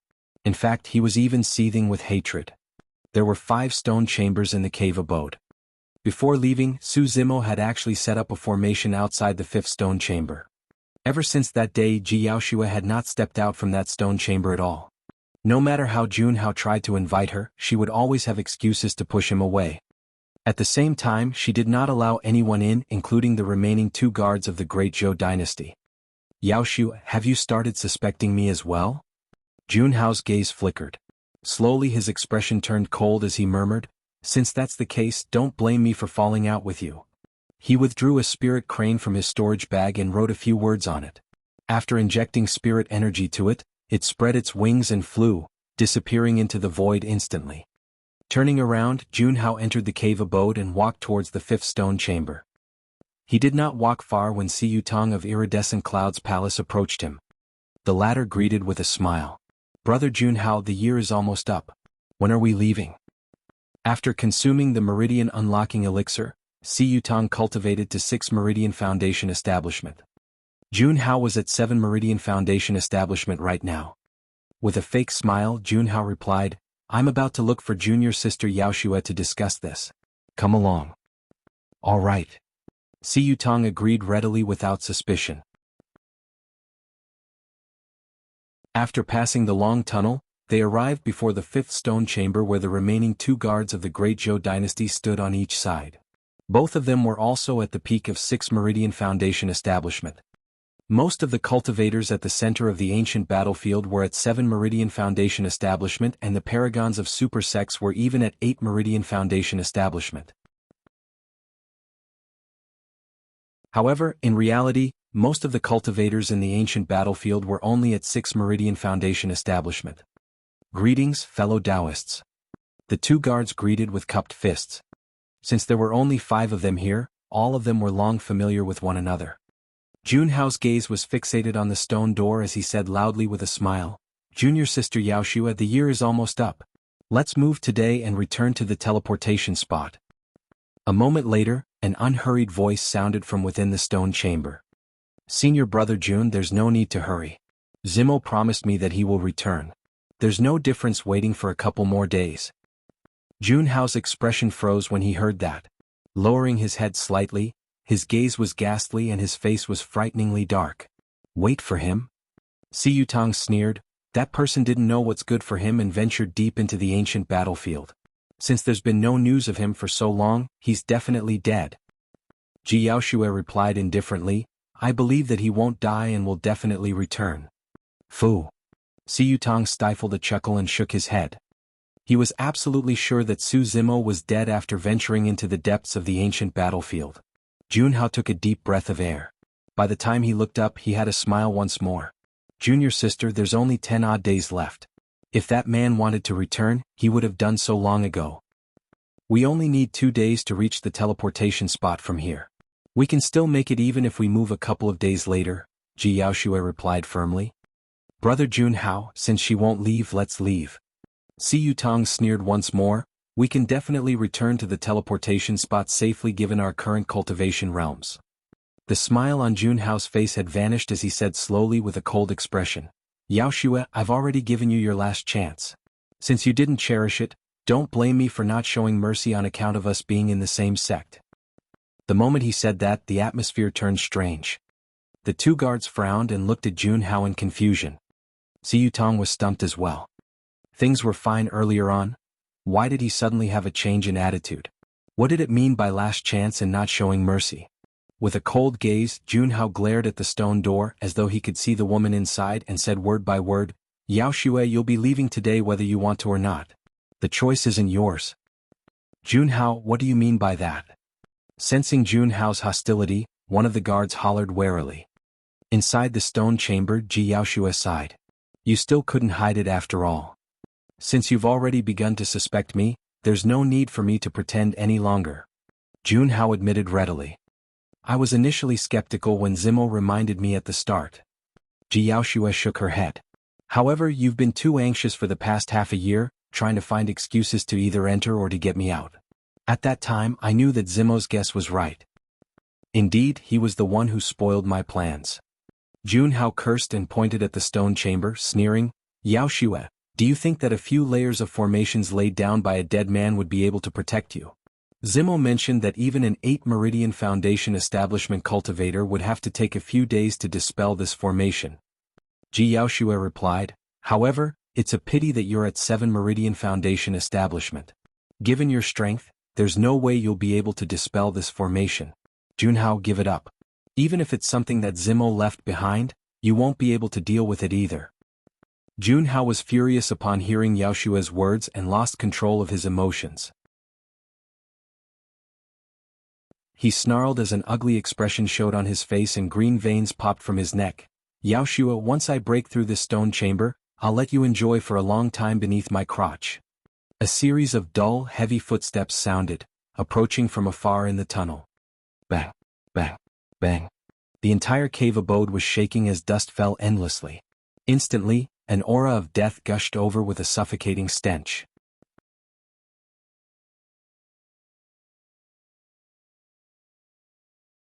Chapter 467 Monster. Chapter 467, Monster. Although she was behind a formation in the stone chamber, Yaoshue could still sense the repressive pressure that was arriving. It was as though a supreme monster was rapidly approaching. Junhao's expression was dark and his gaze was cold. "I can't deal with something that Su Zimo left behind? Yaoshue, do you really think that he's the only one with an ace up his sleeve?" Following Junhao's fallout, both parties were on the brink of fighting. The two great Zhou guards looked serious and withdrew their spirit weapons one after another, ready to fight. Si Yutong's eyes were filled with shock. He retreated slowly upon realizing that something was amiss with the situation, wanting to stay out of things and find a chance to escape. On the one hand, it was the third princess of the great Zhou dynasty, he did not dare to offend her. On the other hand, although it seemed like the other party was a cultivator of Azure Frost sect, his background did not seem simple. More importantly, Jianghu was at 7 Meridian Foundation establishment. Si Yutong did not dare offend him. How unlucky. He cursed internally. Jianghu's gaze shifted towards Si Yutong as he asked murderously with a cold glint in his eyes, Si Yutong, whose side are you on? He was straightforward, leaving Si Yutong with nowhere out at all. If Si Yutong chose to be on Jianghu's side, once this matter was exposed, he would definitely be hunted down in the territory of the Great Zhou dynasty and would be in dire straits. However, if he chose to be on Ji Yaoshua's side, he would be faced with a fierce battle right away. Although they had the advantage in numbers, they were all at 6 Meridian Foundation establishment. They had little chance of winning against Jianghu, who was at 7 Meridian Foundation establishment. Right then, a cultivator walked over from the tunnel. His feet did not touch the ground and he was like a ghost. Si Yutong was scared out of his wits. Wearing white robes, that person's face was frightfully pale and his skin was pale. Reeking of death, those listless eyes that resembled dead fishes bulged out in a bloodshot manner, looking extremely terrifying. Bang, bang, bang. Heavy footsteps approached. A tall and mighty figure followed right after and arrived. A full 10 feet tall, he was silent and wore black robes with a hood that covered his body tightly. This was like a guardian of hell. The expressions of the 2 great Zhou guards changed slightly as they subconsciously gulped, trying hard to compose themselves. Against the black-robed cultivator, the 2 of them seemed like children. Both of them turned their attention over. Most of the black-robed cultivator's face was covered by the hood, revealing only his chin such that it was hard to catch his appearance. Initially, Si Yutong was still hesitant. However, he made up his mind after the black-robed cultivator appeared and suddenly said, "Senior brother Jun, I'm definitely on your side." Jianghu's eyes flickered with a mocking expression as he nodded. "Very good, at least you can read the situation." Si Yutong heaved a sigh of relief. The reason for his decision was because he could sense danger exuding from the black-robed cultivator. By standing on Jianghu's side, he was exposing himself to the danger of being hunted by the Great Zhou dynasty. However, he would have to die right away if he chose to stand on Ji Yaoshua's side. Jianghu had already composed himself. Arriving before the white-robed cultivator, he bowed deeply and respectfully. "Thank you for rushing over, Senior Brother Li. I'm afraid I'll have to depend on you to dispel this formation." "Yes." The white-robed cultivator raised his head slightly. Si Yutong's gaze shimmered and he frowned to himself. He noticed something odd. Jianghu merely greeted the white-robed cultivator and was oblivious to the tall black-robed cultivator at the back. However, Si Yutong could clearly feel that the black-robed cultivator was scarier. How could that be? Turning around, Jianghu could not conceal the killing intent in his eyes as he glared at the 2 great Zhou guards and said coldly, "Si Yutong, it's time for you to shine." All right. With no other way out, Si Yutong could only abide by Jianghu. "Go." Slapping his storage bag, Si Yutong hollered softly and summoned a supreme-grade flying sword. A resplendent glow filled the sword in a bedazzling manner. The 2 great Zhou guards retaliated as well, churning their spirit energies with all their might. 6 spirit meridians appeared as they summoned their flying swords to fight against Si Yutong. Clang, clang. The 3 of their flying swords collided repeatedly in midair, causing sparks to fly. The guards who were qualified to enter the ancient battlefield were carefully selected from the capital of Great Zhou. Since the 3 of them were at 6 Meridian Foundation establishment, Si Yutong did not have any advantage against the 2 guards and was instead losing slowly. Humph! Waving his robes, Jianghu sent forth a green azure chi that condensed into a gigantic palm in midair. The temperature on the battlefield dipped instantly. The 2 great Zhou guards were shocked. Both of them could not deal with the full might of a spirit art released by a 7 Meridian Foundation establishment cultivator. Azure Frost Palm. Right then, a cold laugh sounded from within the stone chamber. The stone door opened and Ji Yaoshua strode out. Waving her robes in the same manner, she conjured hand seals and let out an azure frost chi, creating a massive palm. The 2 palms collided in midair. Boom. Spirit chi dissipated evenly. 7 Meridian Foundation establishment. Jianghu's eyes lit up and he could not help but clap his hands in laughter. Well. To think that you've also unlocked your 7th Spirit Meridian, Yaoshua. It's no wonder why you're my junior sister. Ji Yaoshua was wearing the long pale yellow dress. Although she was merely standing there, she exuded an air of nobility that was filled with dominance. "Princess, hurry back. It's dangerous here," one of the great Zhou guards urged after seeing Ji Yaoxue leave the stone chamber. "Yaoxue, you're finally willing to come out." Junhao whipped out a flying sword from his storage bag and shook his head. "However, since you walked out of that stone chamber, you don't have to return anymore. Go." The sword tore through the air, turning into a streak of light that arrived instantly. Ji Yaoxue did not panic at all as she circulated the spirit sea in her dantian with her full might. Her 7 meridian spirit energy surged wildly as she similarly brought out a flying sword and fought against Junhao.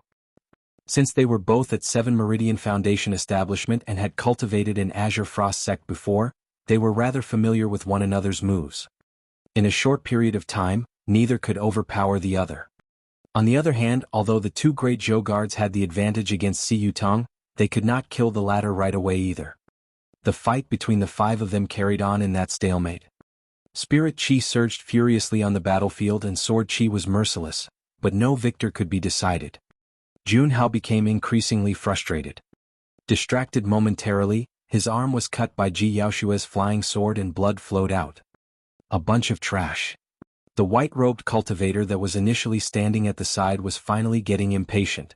Waving his hand gently, he said in a cold manner, "Go and kill those 2 6 Meridian Foundation establishment cultivators and capture that woman alive."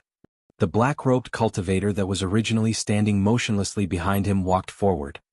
Bang, bang, bang. With each step taken, the cave abode would quake violently in a terrifying manner. Roar. Charging in the direction of the battlefield, the black-robed cultivator suddenly let out a deafening roar. Shing. His black robes were ripped apart, turning into countless pieces of cloth that danced in the air. The black-robed cultivator revealed his true appearance. Apart from the white-robed cultivator, everyone else present was shocked and their pupils constricted. Their scalps prickled as they felt their hairs stand on ends. What's that monster?" one of the great Zhou guards asked with a trembling voice. His limbs had gone cold. Even though Junhao knew what the black-robed cultivator was right from the start, he was still shocked when he caught sight of his true appearance and nearly lost control of his flying sword.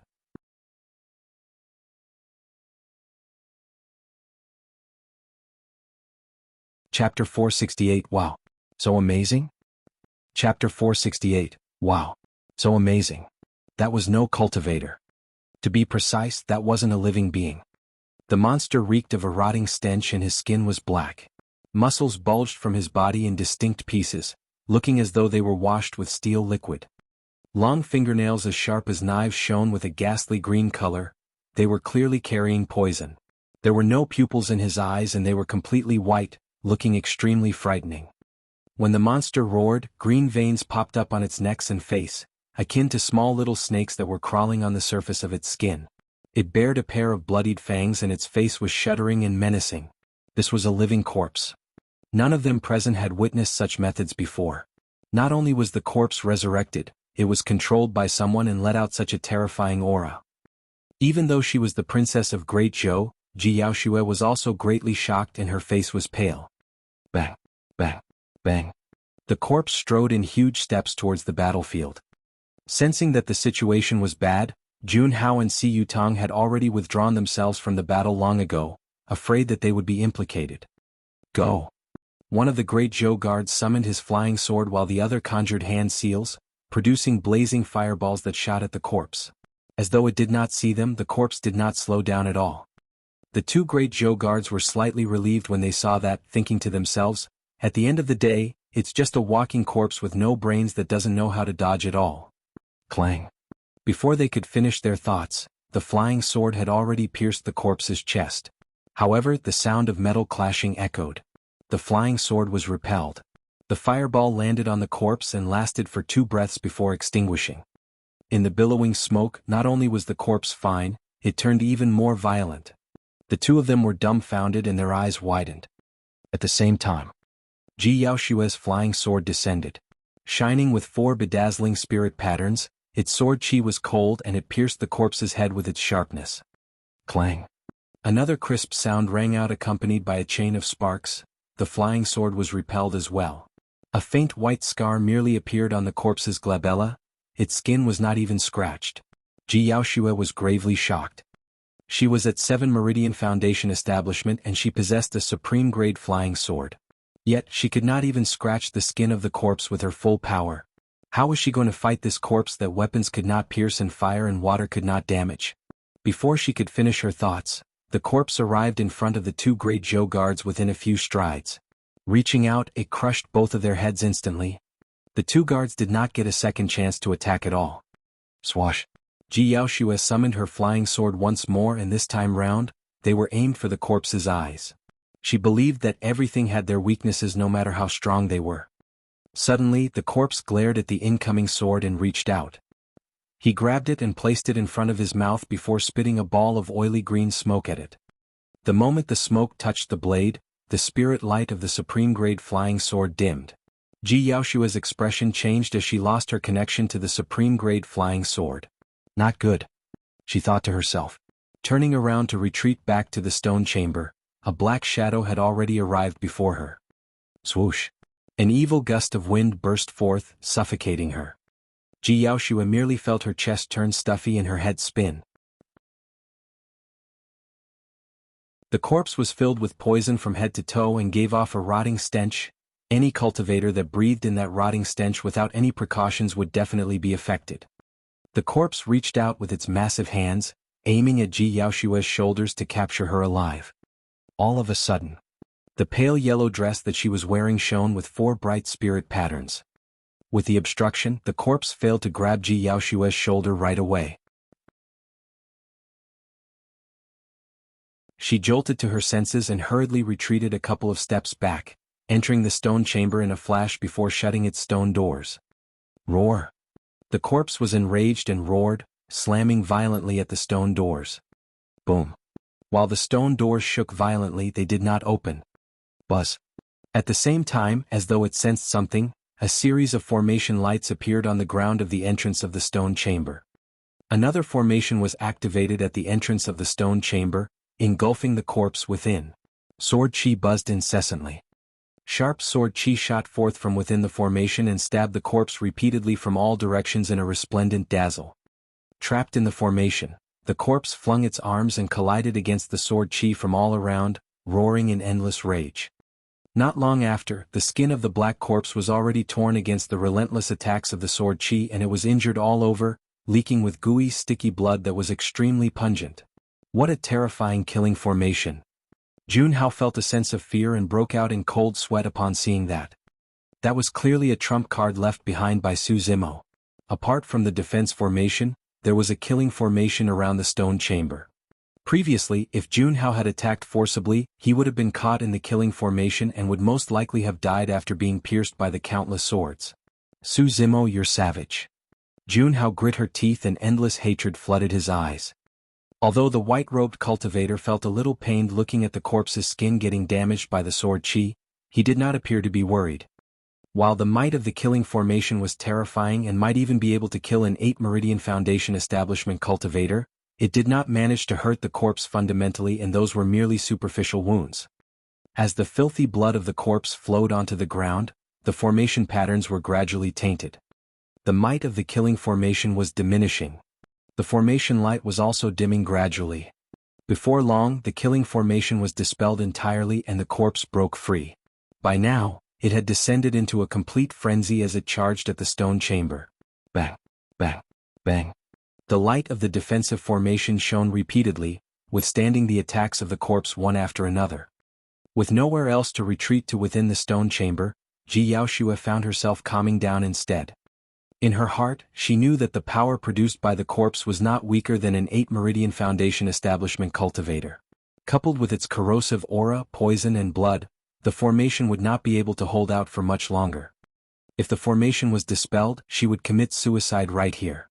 A princess of Great Zhou would definitely not allow herself to be humiliated by others.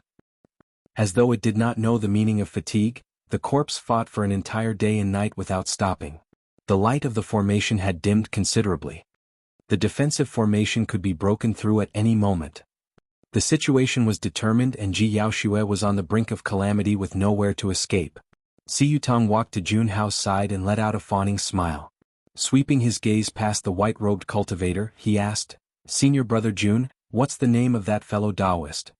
"You're not qualified to know."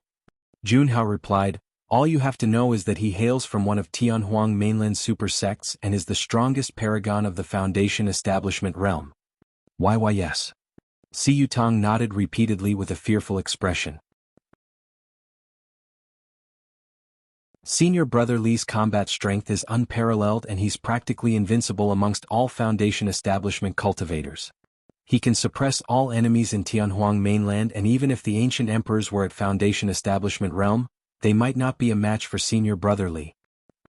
Junhao spilled out songs of praises without any shame or embarrassment. Although he could tell that Junhao was sucking up to him, the white-robed cultivator enjoyed it nevertheless. After a momentary pause, the white-robed cultivator said, "That's not for sure. The human emperor's palace appeared some time back and the monster incarnate of Divine Phoenix Island appeared. That man is not to be underestimated."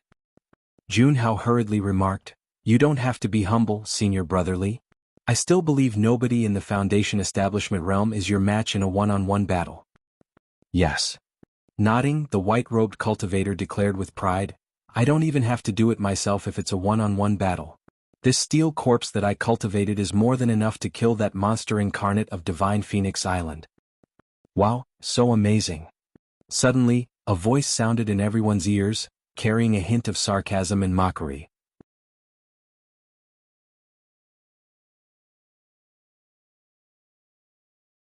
Chapter 469, Test it with your life. Chapter 469, Test it with your life. Both Junhao and Si Yutong frowned in confusion. Although that voice sounded rather familiar, the two of them were not certain. Rather, that person should have been dead. Could he have ventured into the depths of the ancient battlefield and yet returned alive? "Who's there?" The white-robed cultivator's slightly bulged eyes shifted and his expression turned grim with killing intent. Right after, his eyes flashed with confusion as well. That voice did not come from the cave abode. From the sound of it, it seemed like it came from 5 kilometers away. That was the confusing portion. If he was 5 kilometers away, how could he hear their conversation in the cave abode? Was his hearing that powerful? Could omnipresent hearing truly exist in the world? All of a sudden, the sound of clothes fluttering sounded, approaching from afar at an extremely fast speed. It was as though it arrived at the cave abode's entrance in the blink of an eye. What a swift movement technique! The white-robed cultivator's heart skipped a beat as he turned to glare at the tunnel. It was the same for Junhao and Si Yutong. Both of them wanted to know if it was that man who had arrived. Before long, a green figure appeared in the tunnel, striding over with steady footsteps. Although he looked calm, there was an indescribable aura around him. The intruder had elegant features, looking like a scholar. It was Su Zimo who had rushed over from Shentian City. Junhao's eyes narrowed with cold killing intent as he declared hatefully, "It's truly you. You're not dead." Si Yutong's mouth was slightly agape as he uttered in disbelief. Su Zimo's expression was calm as he swept his gaze past the two of them without pausing. Right after, he looked at the mighty corpse that was ramming against the stone chamber and his eyes flashed. Raising his brow, he seemed to have recalled something. He paused for a brief moment before fixing his gaze on the white-robed cultivator. After entering the cave abode, Su Zimo did not say anything and merely surveyed his surroundings. However, for some unknown reason, that simple action of his caused the white-robed cultivator to feel an unprecedented sense of pressure. Su Zimo's eyes were bright and deep. His gaze was nonchalant and it seemed like he could control everything with a single look. Even without saying anything, he was exuding a dominance that surpassed everything. It was an aura that could not be faked. This was something that was created through the corpses and blood of countless paragons and was revealed subconsciously. The white-robed cultivator was expressionless, but he felt uneasy. Suddenly, he retreated a couple of steps back and shouted softly, "Come back." The corpse came to a sudden halt and paused for a moment before taking huge strides towards the white-robed cultivator. It stood beside the latter and glared at Su Zimo murderously. By now, the wounds inflicted by the killing formation had already formed scabs and were no longer bleeding. "Senior Brother Li, this is Su Zimo." Junhao commented hurriedly, "He's the one who injured your battle corpse." The killing formation outside the stone chamber was also set up by him. The white-robed cultivator did not say anything and merely glared at Su Zimo with a grim expression. Indifferently, Su Zimo said, "One of the 5 heretical doctrines, corpse refinement cult." After entering the depths of the ancient battlefield, he gained a good understanding of the various factions on Tianhuang mainland thanks to Tang Yu and the others. As such, he recognized the white-robed cultivator's background instantly. Corpse refinement cult cultivators were extremely recognizable as they would always bring along a battle corpse that they refined using their sect's secret skills to fight for them. Looking at the white-robed cultivator, Su Zimo asked with a fake smile, "Since you were bragging about how strong you were earlier on, why didn't you go take on the monster incarnate of Divine Phoenix Island beneath the human emperor's palace?" The white-robed cultivator's expression turned terrible. Naturally, he wanted to fight for the human emperor's inheritance when the human emperor's palace appeared as well. His battle corpse was invincible against weapons and could not be damaged by water or fire. In terms of strength, it was no weaker than 8 Meridian Foundation establishment cultivators. However, corpse refinement cult cultivators had a fatal weakness. Compared to their mighty battle corpses, they were not strong. If they lost the protection of their battle corpse, they would most definitely die against 8 Meridian Foundation establishment cultivators. Paragons from all over the place were gathered beneath the human emperor's palace. Needless to think, it would definitely be an unprecedented battle royale. There was no way his battle corpse would be able to protect him entirely in that sort of battle royale, and it would be hard for him to survive. After hesitating for a long time, the white-robed cultivator decided to give up on the human emperor's palace. Later on, it was proven that his decision was the right one as well. It was said that almost half the paragons who fought in that bloodied battle beneath the human emperor's palace were dead and most of them were crippled. It was extremely tragic. The white-robed cultivator harumphed coldly. It was a battle royale beneath the human emperor's palace. If it was a one-on-one battle, the monster incarnate of Divine Phoenix Island might not be my match. "Oh." Su Zimo raised his brow. "Who are you? What sect are you from?" The white-robed cultivator asked instead. Jianghu explained hurriedly, "Don't worry, Senior Brother Li, this is merely a disciple of a small sect in the Great Zhou dynasty. He has no backing and he was merely at 4 Meridian Foundation establishment half a year ago." Compared to factions such as super sects and the 5 heretical doctrines, Ethereal Peak could truly only be considered as a small sect. The white-robed cultivator frowned slightly when he heard Jianghu's words. If this guy was at 4 Meridian Foundation establishment half a year ago, even if he had heavenly defying cultivation speed and made use of the Meridian unlocking elixir, he would only be at 7 Meridian Foundation establishment at best. In the worst-case scenario, even if he was at 8 Meridian Foundation establishment, so what? This was someone from a small sect without any backing. The foundations of small sects were not strong and they had limited secret skills. How strong could this guy be? Could he have judged wrongly? Gradually, the white-robed cultivator's expression turned cold as he waved his hand. "Go check out the skills of this fellow Taoist." The corpse acknowledged by roaring with a torrential aura before chairing over in huge strides. Compared to the tall and mighty corpse, Su Zimo could be considered as a thin weakling. It seemed as though he wouldn't even be able to withstand a single push of the corpse's finger. However, Su Zimo's expression was unchanged and he merely smiled against the incoming corpse. Clang. Unknowingly, a blood-colored saber had already appeared in his hands. The saber trembled with a torrential blood chi. "Test my skills?" With a razor-sharp gaze, Su Zimo said coolly, "Test it with your life." Boom. Before his words were finished, Su Zimo had already made a huge stride. The moment his stride landed, a series of dense cracks appeared on the ground beneath him. In a split second, the entire place shook and the cave abode quaked violently. Dust filled the place continuously and it seemed like the cave could topple at any moment. Everyone present felt their hearts skip a beat. Su Zimo channeled his spirit energy and instantly, the spirit sea in his dantian surged and created terrifying waves. One after another, spirit meridians shone brightly beneath his green robes as spirit energy surged rampantly. 8 Meridian Foundation Establishment. Jianghu and Si Yutong were astonished as they exclaimed. Swoosh. Su Zimo slashed out and a blood beam expanded, landing on the head of the corpse like a blazing blood sun. The corpse could not dodge in time and could only tilt its head slightly. Blood Quencher sliced down along the corpse's shoulder and cut downwards heavily. Its blade let out a jarring sound as it sliced through the muscles and bones, as though it was cutting a metallic object. Gooey, filthy blood gushed out. That slash almost cut the corpse into two halves. Blood Quencher only slowed down in its tracks after cutting into the corpse's chest. After it was blocked by Blood Quencher, the corpse could barely advance.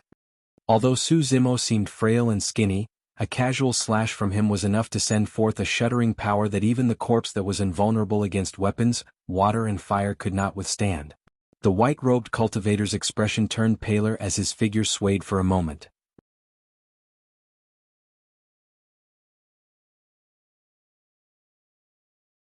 Chapter 470 Meat Sludge. Chapter 470, Meat Sludge. In Tianhuang mainland, be it the 9 immortal sects, 7 fiend sects or 6 Buddhist sects, there were extremely few sects that managed to pass on their legacies and remain standing from the ancient era till now. Among them, countless top factions were drowned in the sands of time, leaving behind nothing but ruins and legends. Corpse Refinement Cult was one of the rare few super sects that managed to survive from the ancient era till now. Legend in the cultivation world even has it that the roots of Corpse Refinement Cult can be traced back to the primordial era, the brutish period of time where the thousands of races reigned and humans were weak and enslaved. There were countless secret skills in Corpse Refinement Cult, and within them, there was even an ancient supreme sutra called the Corpse Classic. The Corpse Classic contained many secret skills. Even the descriptions for the method of cultivating a battle corpse alone were plenty. Battle corpses were also graded by levels: Iron Corpse, Bronze Corpse, Silver Corpse, Golden Corpse. 4 Foundation Establishment Cultivators and Golden Cores of Corpse Refinement Cult, they could only refine iron corpses. Bronze corpses required Corpse Refinement Cult cultivators to be of nascent soul realm and to cultivate an essence spirit before they could be refined. For each battle corpses, the deeper the color, the more power they possessed and the stronger they were. The power of the white-robed cultivator's battle corpse was enough to fight against 8 Meridian Foundation Establishment cultivators. Furthermore, the battle corpse was not only invulnerable to weapons, water and fire, it even possessed poison. Even 8 Meridian Foundation Establishment cultivators won't be able to injure the core of the battle corpse. There was no way the white-robed cultivator would have expected a seemingly delicate cultivator to nearly slice his battle corpse into half with a single casual slash. How terrifying was that strength? A trace of panic flickered through the white-robed cultivator's slightly bulged eyes. Immediately, as though he made some sort of a resolve, the white-robed cultivator conjured hand seals and channeled a secret skill of his sect. Biting his tongue gently, he spat out a mouthful of essence blood that spilled onto the battle corpse's wounds. Heal. The white-robed cultivator shouted softly. Instantly, the frightening injury on the battle corpse started healing at a visible speed as greenish-black meat grew and intertwined together. The battle corpse roared with immense ferocity. At the same time, the aura of the white-robed cultivator turned extremely weak and his gaze dimmed. Swaying to one side, he seemed like he could collapse at any moment. He slapped his storage bag and took out an elixir before swallowing it. It was only then that he recovered some vitality. It was clearly a secret skill similar to blood escape. By sacrificing his body's vitality, he repaired the battle corpse's wounds and triggered it to produce even greater combat strength. The battle corpse reached out with its hands and grabbed Blood Quencher's blade. Blood Quencher was drowned by the endless filthy blood as it was stuck in the battle corpse's body. Gradually, the light on its blade dimmed. Harumphing coldly, Su Zimo withdrew his saber with strength. The battle corpse chose to let the blade slice its palms than to relinquish its grip. Furthermore, it even lunged forward with the momentum, spitting out a ball of oily green smoke that was extremely nauseating. Watch out! Ji Yaoshue warned from within the stone chamber. Earlier on, the corpse's smoke had already destroyed her supreme-grade flying sword. Not only that, the corpse even opened its mouth and bared its bloody fangs, biting towards Su Zimo's neck like a wild beast. Su Zimo frowned and released his Blood Quencher before retreating. It wasn't because he was afraid of the smoke in those fangs. The corpse was truly way too disgusting that Su Zimo did not wish to touch it with his hands. Su Zimo's retreat revealed an opening in the tunnel momentarily. The eyes of the white-robed cultivator lit up. In truth, he had already thought of retreating the moment Su Zimo attacked with the slash earlier on. While it was meant for the corpse, he knew that he wouldn't be able to survive that attack even if he had 10 lives. When he saw Su Zimo dodge to the side, the white-robed cultivator moved in a flash and sped towards the tunnel since he was unwilling to battle. Su Zimo's eyes flashed with mockery when he saw that. Swiping his storage bag, a huge squarish golden seal appeared in his palms. The Khanate spirit weapon, Coiling Dragon Seal. It was extremely easy for Su Zimo to kill this corpse refinement cult cultivator. As long as he channeled his bloodline and made use of his spirit wings together with divine steed fleeting, he would be able to wrap around the battle corpse and strike that person to death. However, earlier on, Su Zimo had a thought and recalled this treasure he had just obtained. He was also curious as to how powerful the legendary Khanate spirit weapons were, let alone one that was given to him by the human emperor. Go! Tossing the Coiling Dragon Seal upwards, he pointed and a stream of spirit energy was injected into it from his finger. The Coiling Dragon Seal expanded rapidly and shone with a golden radiance. Hovering in midair like a blazing sun, it was bedazzling and let out a shuddering aura, exuding endless might. The feral battle corpse suddenly seemed as pathetic as an ant against the Coiling Dragon Seal. The Coiling Dragon Seal descended rapidly. Boom. A loud bang sounded when it rammed against the battle corpse's head. Crack, crack, crack. Right after, the sound of bones cracking could be heard. The Coiling Dragon Seal merely paused for a brief moment before continuing down. With a thud, the battle corpse that was a full 10 feet tall was crushed into a pile of foul-smelling meat sludge by the Coiling Dragon Seal, spreading all over the ground without any body left.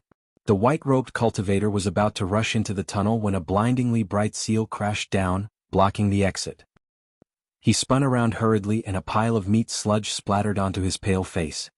The white-robed cultivator's eyes were widened and his mind went blank, almost shocked silly. In the cultivation world, anyone who wanted to defeat corpse refinement cult cultivators had to try their best to avoid the battle corpse while attacking the actual cultivator. That was because the battle corpses were the indestructible weapons of corpse refinement cult cultivators. Nobody within the same cultivation realm could defeat their battle corpses. If anyone was embroiled in a battle against their battle corpses and could not get out, they would either end up being killed or exhausted to their deaths. That was because battle corpses did not know fatigue. Even if they were completely injured, their strength would not diminish. However, it was different for cultivators. Humans had a limit to their stamina. The white-robed cultivator had cultivated for dozens of years and had been through endless battles against various paragons. However, he had never come across anyone that fought as fiercely as Su Zimo. Notwithstanding the fact that Su Zimo was fighting the corpse itself, he even almost managed to slice it into two with the first attack. Right after, he even turned the battle corpse into a pile of meat sludge with the second attack. Things had ended just like that. The white-robed cultivator was stunned at the moment. A deathly silence filled the air. Initially, Jianghu and Si Yutong wanted to attack Su Zimo together with the battle corpse. But now, they were rooted silly to the spot, the corners of their eyes twitching and their bodies trembling slightly. That was a Khanate spirit weapon. The two of them could clearly see that the huge golden seal that Su Zimo summoned at the end shone with 6 spirit patterns. It was obvious that it was a Khanate spirit weapon. The deadly poison chi within the battle corpse's flesh was filthy and could destroy weapons and Dharma treasures. Even Ji Yaoshue's supreme-grade flying sword could not escape the fate of being destroyed. But now, the light on the golden seal did not diminish at all even when it was tainted by the battle corpse's blood and flesh. In fact, it shone more intensely, exuding the dominance of an emperor that looked down on the world. A deep look of envy filled Jianghu's eyes. I can be as domineering as that if I get my hands on that treasure.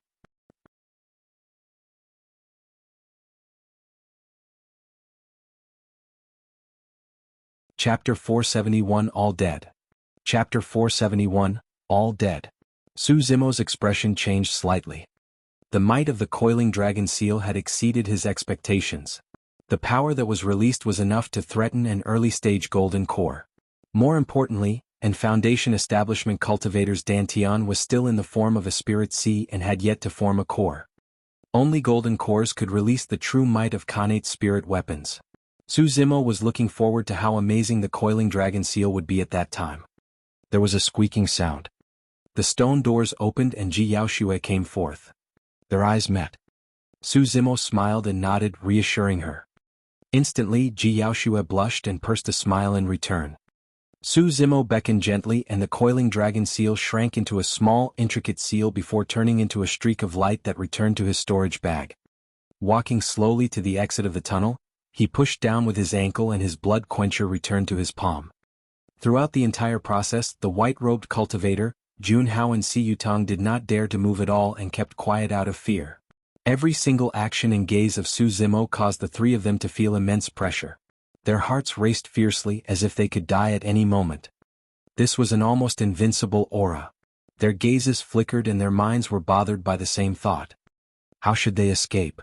The coiling dragon seal did not merely suppress a battle corpse, but also the final bit of determination in the three of them to want to retaliate. The white-robed cultivator was the first to speak. A rare smile was squeezed out of his dreadfully glum face as he cupped his fists. "Fellow Taoist, you are truly strong. I'm very impressed. I'm nothing compared to you. You're someone who can even suppress the monster incarnate of Divine Phoenix Island." Su Zimo looked at the white-robed cultivator with a fake smile. Bearing an awkward expression, the white-robed cultivator forced a chuckle. "You're joking, fellow Taoist. You're the one who's able to suppress the monster incarnate of Divine Phoenix Island with your skills. I'm far inferior." Su Zimo did not reply and waved his saber. Instantly, Blood Quencher shot forth with a murderous blood beam once more. Blood Quencher was a perfect spirit weapon that was infused with Su Zimo's blood after all.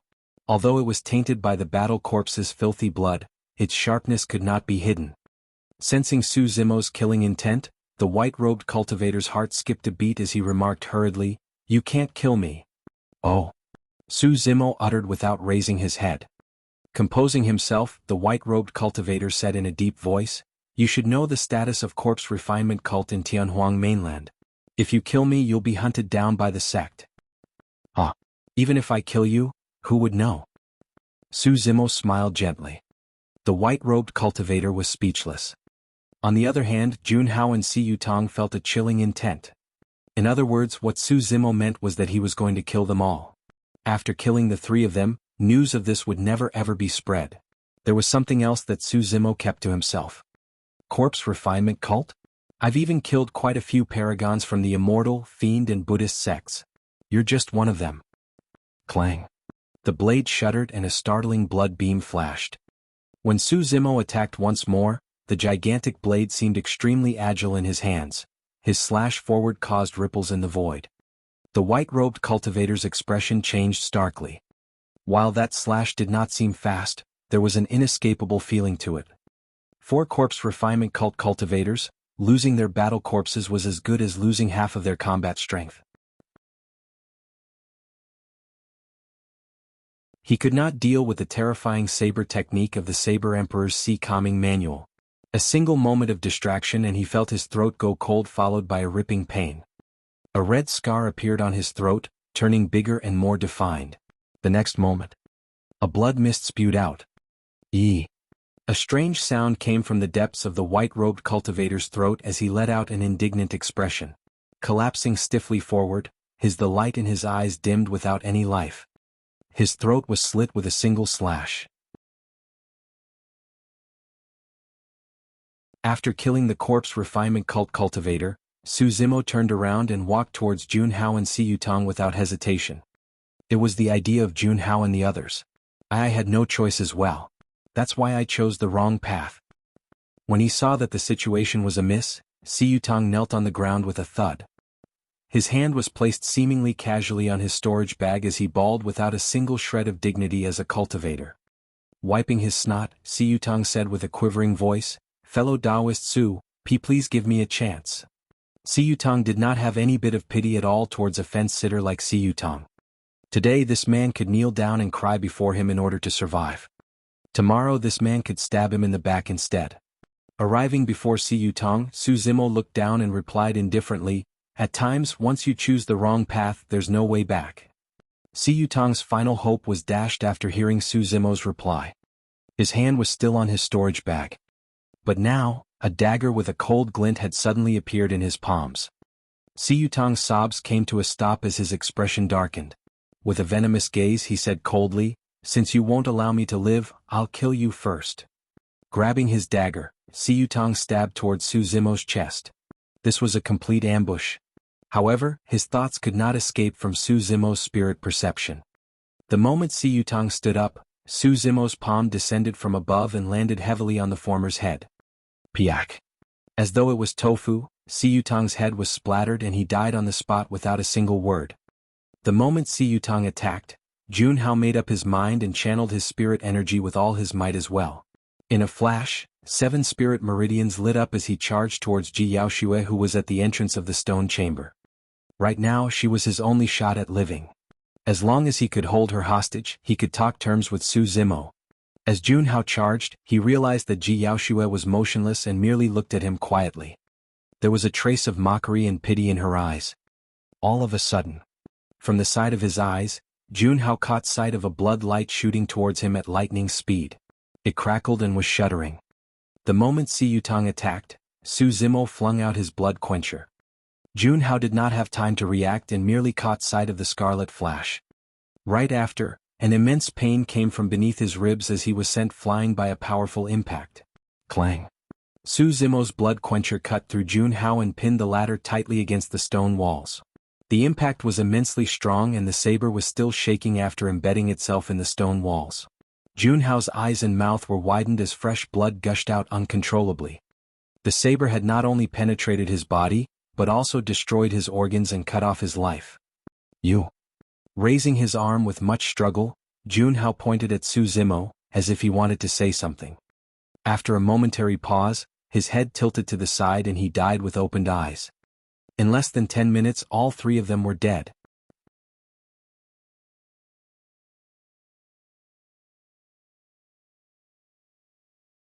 Chapter 472 Stir on Tianhuang Mainland. Chapter 472 Stir on Tianhuang Mainland. Zimo, you've saved me once more. Ji Yaoxue beamed brightly and quipped, I won't be able to clear my debt to you in this lifetime. Su Zimo smiled as well. There's no need to speak of such things between us. 8 Meridian Foundation Establishment. Seems like you've gotten quite a bit of opportunities in the depths of the ancient battlefield. Indeed, I've gotten some. It had to be said that Su Zimo had truly benefited way too much in this ancient battlefield expedition. Notwithstanding the inheritances and treasures, his cultivation realm gained through this 1 year in the ancient battlefield was already enough to make up for dozens of years of cultivation on Tianhuang Mainland. Suddenly Ji Yaoxue's expression changed as she asked, Xiaoning and the others. Su Zimo's group had 6 people when they left. Now that he was the only one who returned, Ji Yaoxue had a bad feeling about things. Don't worry. Su Zimo waved his hand. All of them received their own opportunities and joined some older and more powerful sections. In fact, some of them might have already left the Tianhuang North region. Xiaoning's Elixir Yang sect was located far away in the middle continent. Tianhuang Mainland was boundless and vast. If a foundation establishment cultivator wanted to travel from the North region to the middle continent, they would have to be on the road day and night for dozens of years even without resting. That was also without taking into account the possible dangers they might encounter along the way.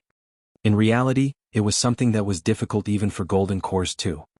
Only nascent souls could protect themselves well enough to attempt to travel out from the North region and roam everywhere. It was likely impossible for the siblings to meet one another in the near future after this separation. That was the reason why Su Zimo wanted Night Spirit to stay by Xiaoning's side and look after her. As for Little Fatty, Leng Ro, Ji Qingtian and Shi Jian, they were worlds apart as well.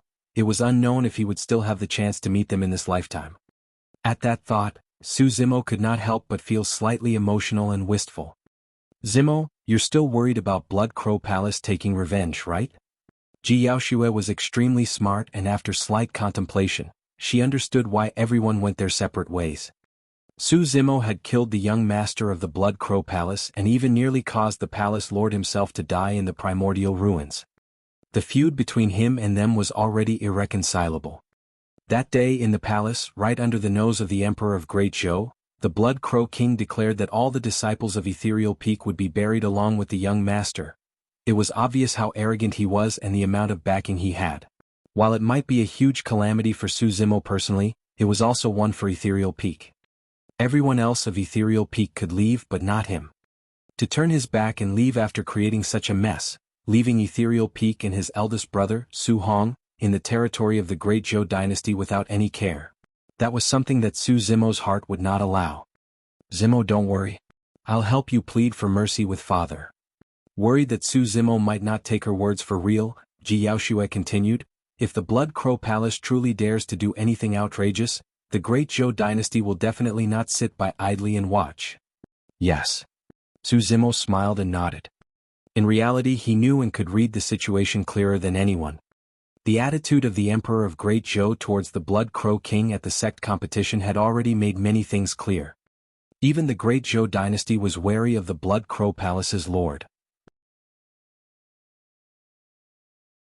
Or rather, it was cautious of the witch race behind it, one of the primordial 9 races.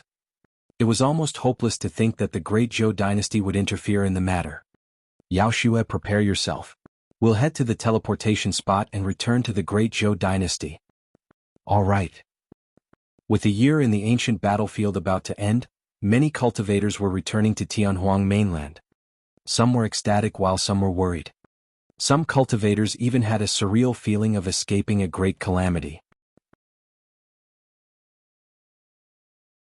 They could only heal the trauma in their hearts gradually after returning to their sects in Tianhuang mainland.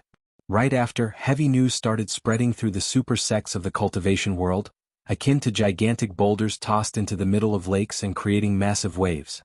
After 1,000 years, the Saber Emperor's inheritance was obtained by a cultivator and the Saber Mountain Spirit Sea vanished. Right, more than 100 cultivators of Poison Sect were killed by a single person, and even Malevolent Earth Sect and Glass Palace were implicated. How savage. Who is he? What sect or faction is he from? I've got no idea. He didn't wear a sect badge.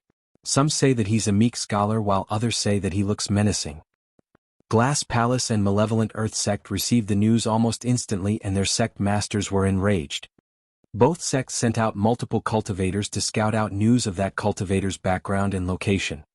Before the various sects managed to digest that news, an even more shocking piece of news was spread, causing a shock for the super sects and sending a wave across the entire cultivation world. The Human Emperor's Palace appeared. The successor of Divine Phoenix Island appeared at the Human Emperor's Palace and fought against all the paragons of the Immortal, Buddhist and Fiend sects together.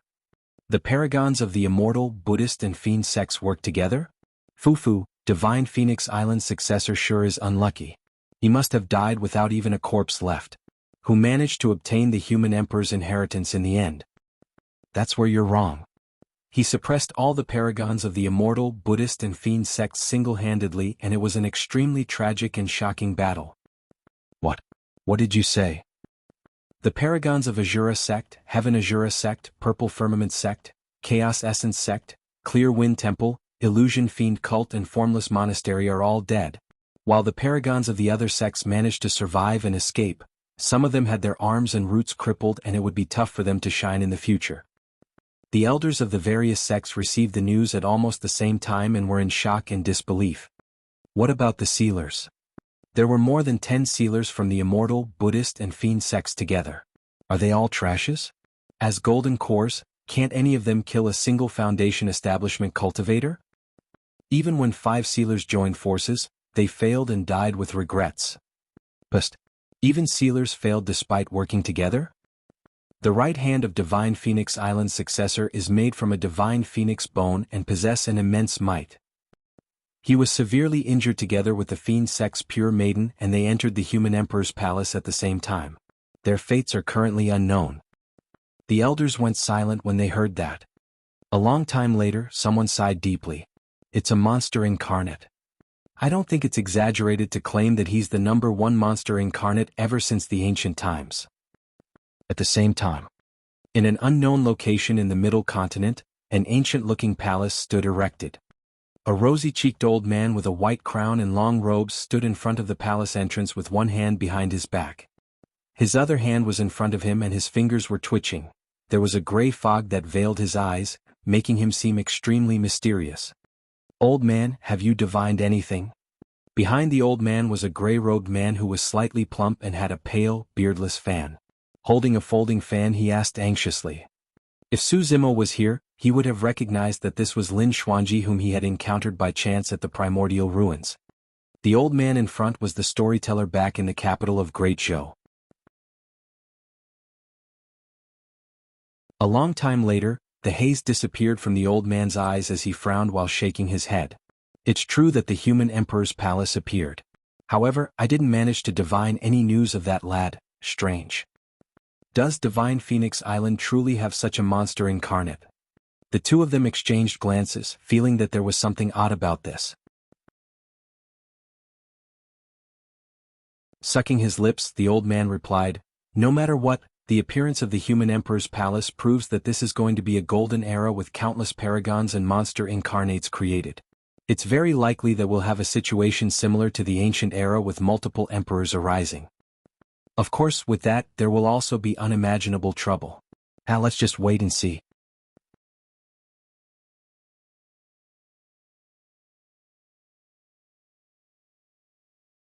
Chapter 473, Arrival of the Storm. Chapter 473, Arrival of the Storm. Deep in the night in the Great Zhou dynasty. With a bang, a bedazzling column of light lit up in the depths of the palace. Bursting into the skies, it filled the night skies with a resplendent luminescence, attracting countless glares. The geniuses who entered the ancient battlefield have returned. That's right. I wonder how many of the 50 managed to survive. There should be a third of them at the very least. The geniuses selected by the 5 major sects aren't weak. Ethereal peaks Xian Yi and Lu Hui, iridescent clouds palaces perfected being Tsang Lang and many other golden cores stood around the column of light expectantly, preparing to await their returning disciples. If nothing went wrong, these cultivators that returned alive from the ancient battlefield would end up being the supports of their sects in the future. The Emperor of Great Zhou stood right at the front with a grim expression. A flicker of worry would appear in the depths of his eyes from time to time.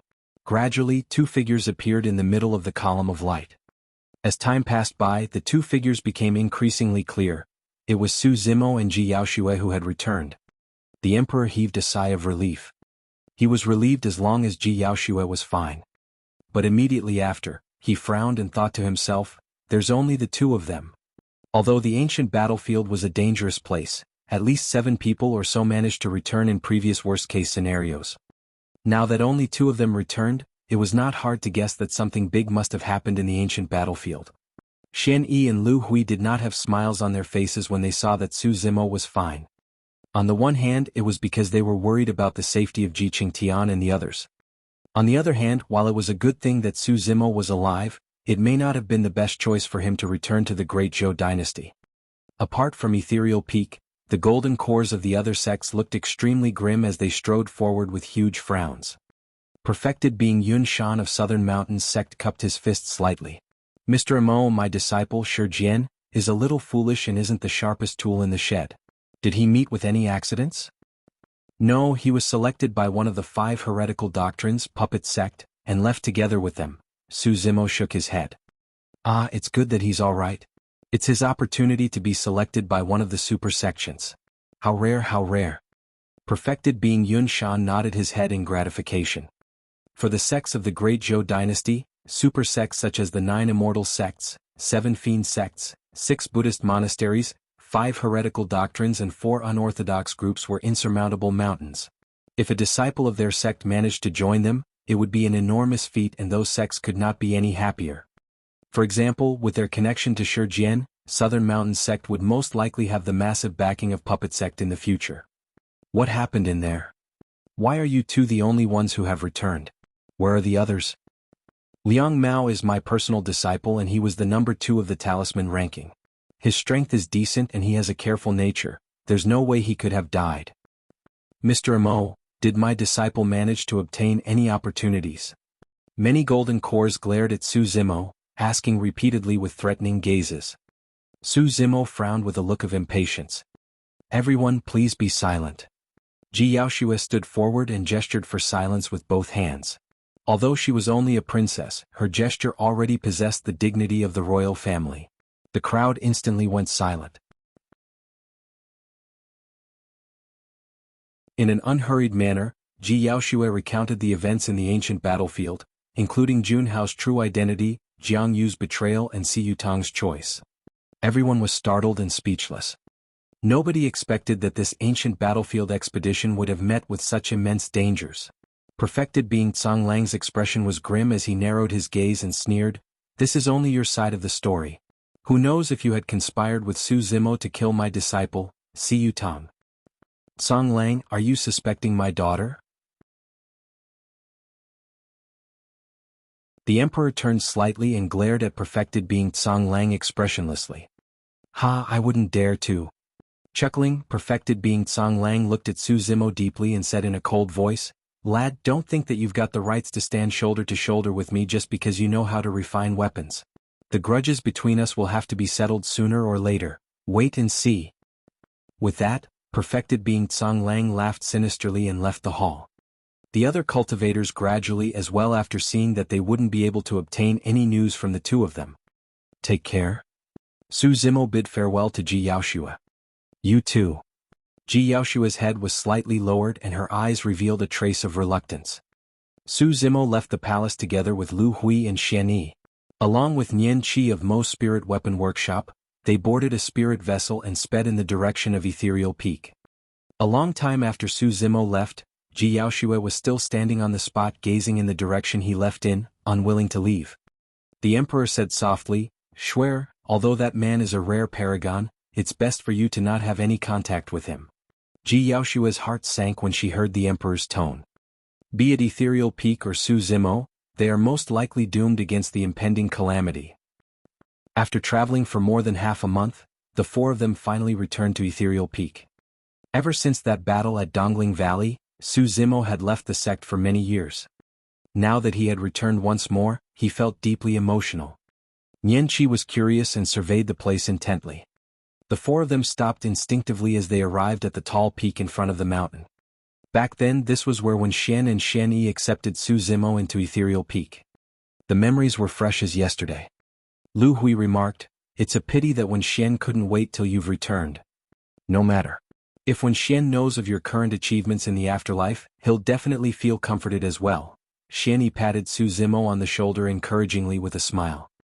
"Alright, go take a look around the sect and catch up with everyone. Thereafter, go into seclusion as soon as you can." Xian Yi gazed at the distance with a grim expression as he murmured softly, "I've got a premonition that a storm is about to arrive."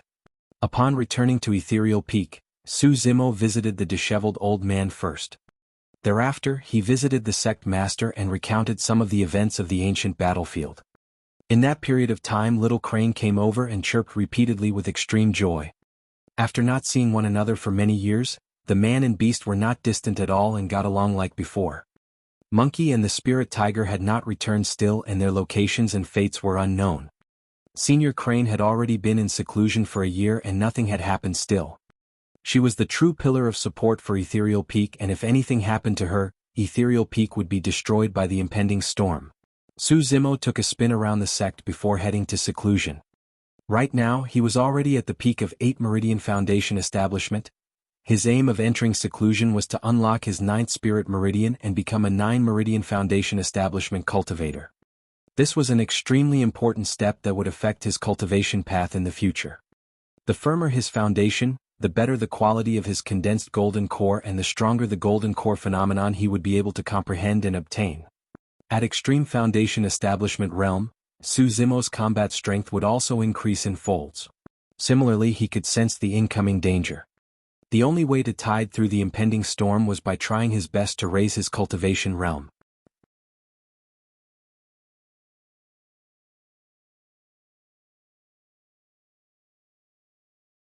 Chapter 474, Crisis. Chapter 474, Crisis. Northwest corner of the Great Zhou Dynasty, Black Crow Mountain. Deep in the forest in a sinisterly dark area, a blood-stained palace was erected. This day a piece of news arrived. "Master, Su Zimo has returned from the ancient battlefield and has arrived at Ethereal Peak." "All right." A blood-robed middle-aged man opened his eyes. They shone with a sinister faint green hue as he said coldly, "I want nothing in the radius of 50 kilometers around Ethereal Peak to remain alive." His voice was extremely chilling and spread to every single corner of Black Crow Mountain. Countless blood crows flew out from Black Crow Mountain, shrieking as they swarmed the skies with their sheer numbers and flew towards Ethereal Peak. 2 days later, Iridescent Cloud's palace. An order was sent forth that mobilized the sect. Wage war against Ethereal Peak. Throughout the years, all the sects in the territory of Great Zhou had harbored coveting thoughts towards Ethereal Peak, Iridescent Cloud's palace included. Everyone knew that the arrival of the order meant that Iridescent Cloud's palace was absolutely confident. It was extremely likely that for this battle, a void reversion Dao being Iridescent Cloud's palace's founder master, would appear. Perfected being Tsang Lang could not help but roar in laughter. Suzimo, oh Suzimo. Even if you manage to cultivate and join Ethereal Peak, so what? At the end of the day you still can't escape death. Almost at the same time, news spread within True Fire Sect that the sect master was leading an army to wage war against Ethereal Peak.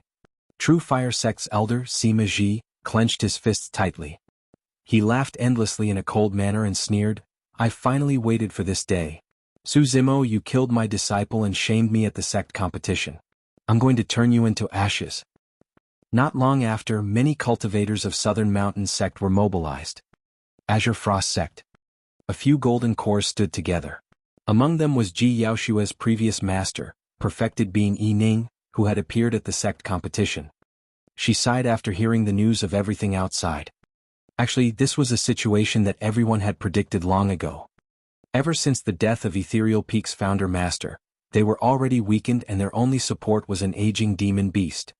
The foundation of Ethereal Peak was stronger than the other 4 major sects and they had been established for a long time. Everyone was coveting the countless treasures and secret skills in their sect.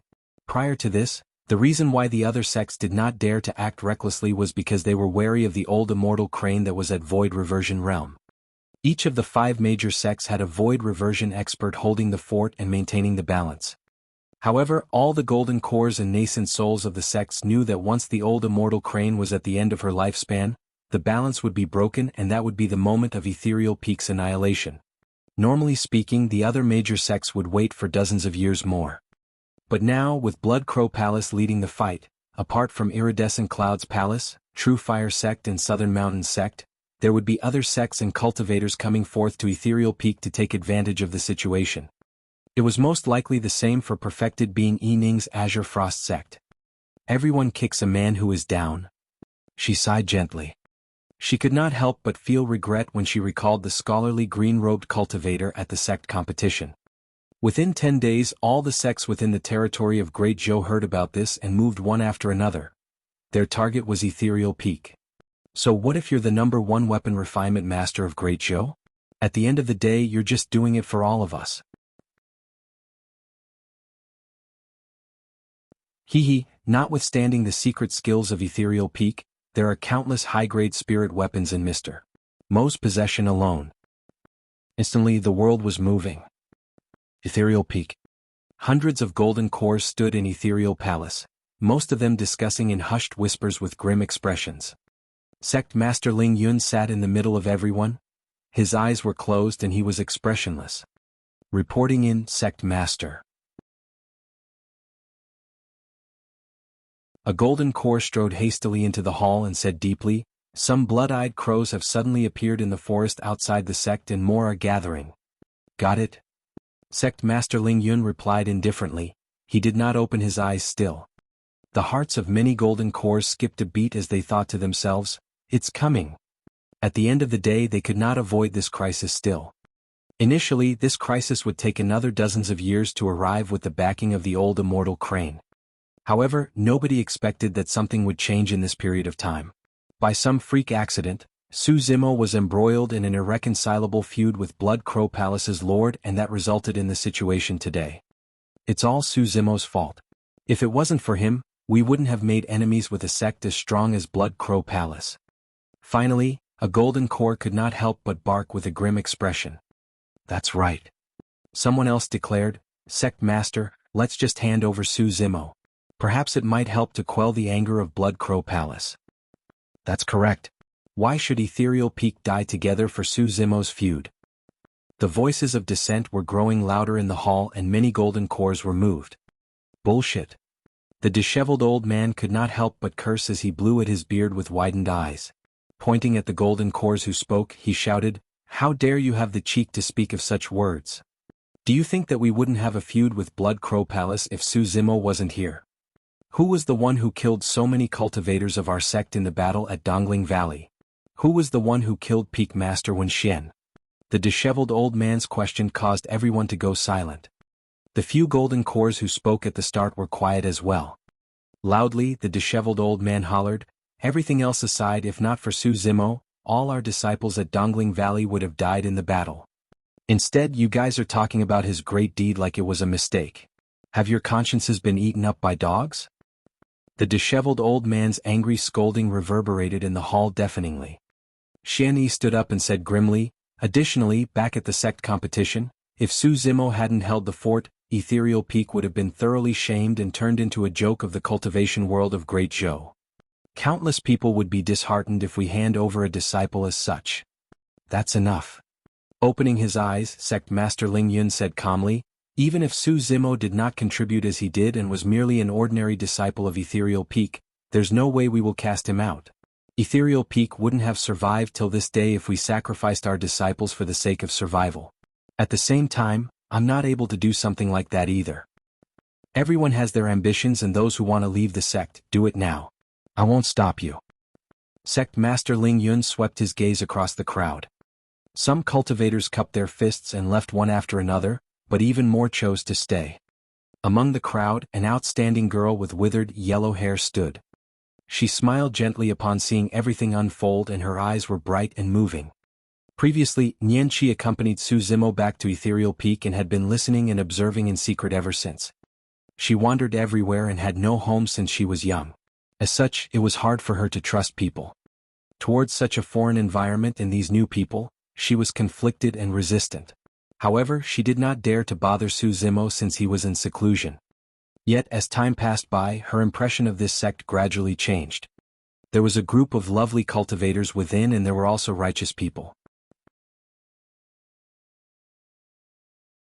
At that moment, after she heard the words of Sect Master Ling Yun, Nian Qi made up her mind that she was going to stay in Ethereal Peak from now on, never forsaking it.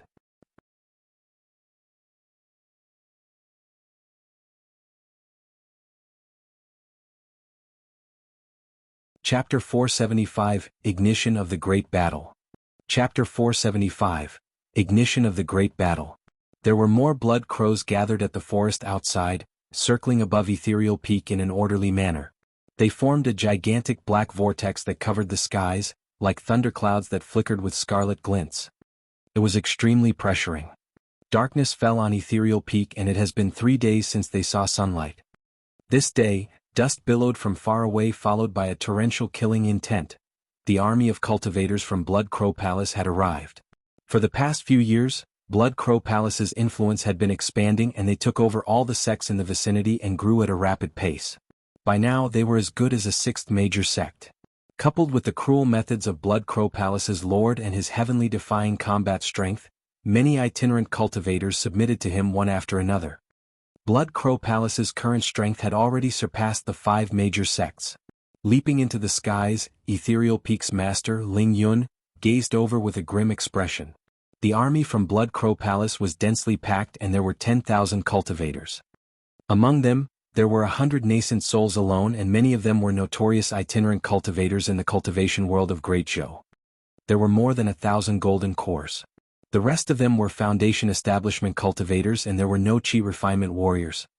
Qi refinement warriors were almost useless in a clash of this level.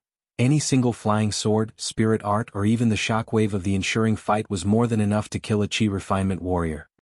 A blood-robed middle-aged man stood at the front of Blood Crow Palace's massive army, looking cold with a faint green hue in his eyes.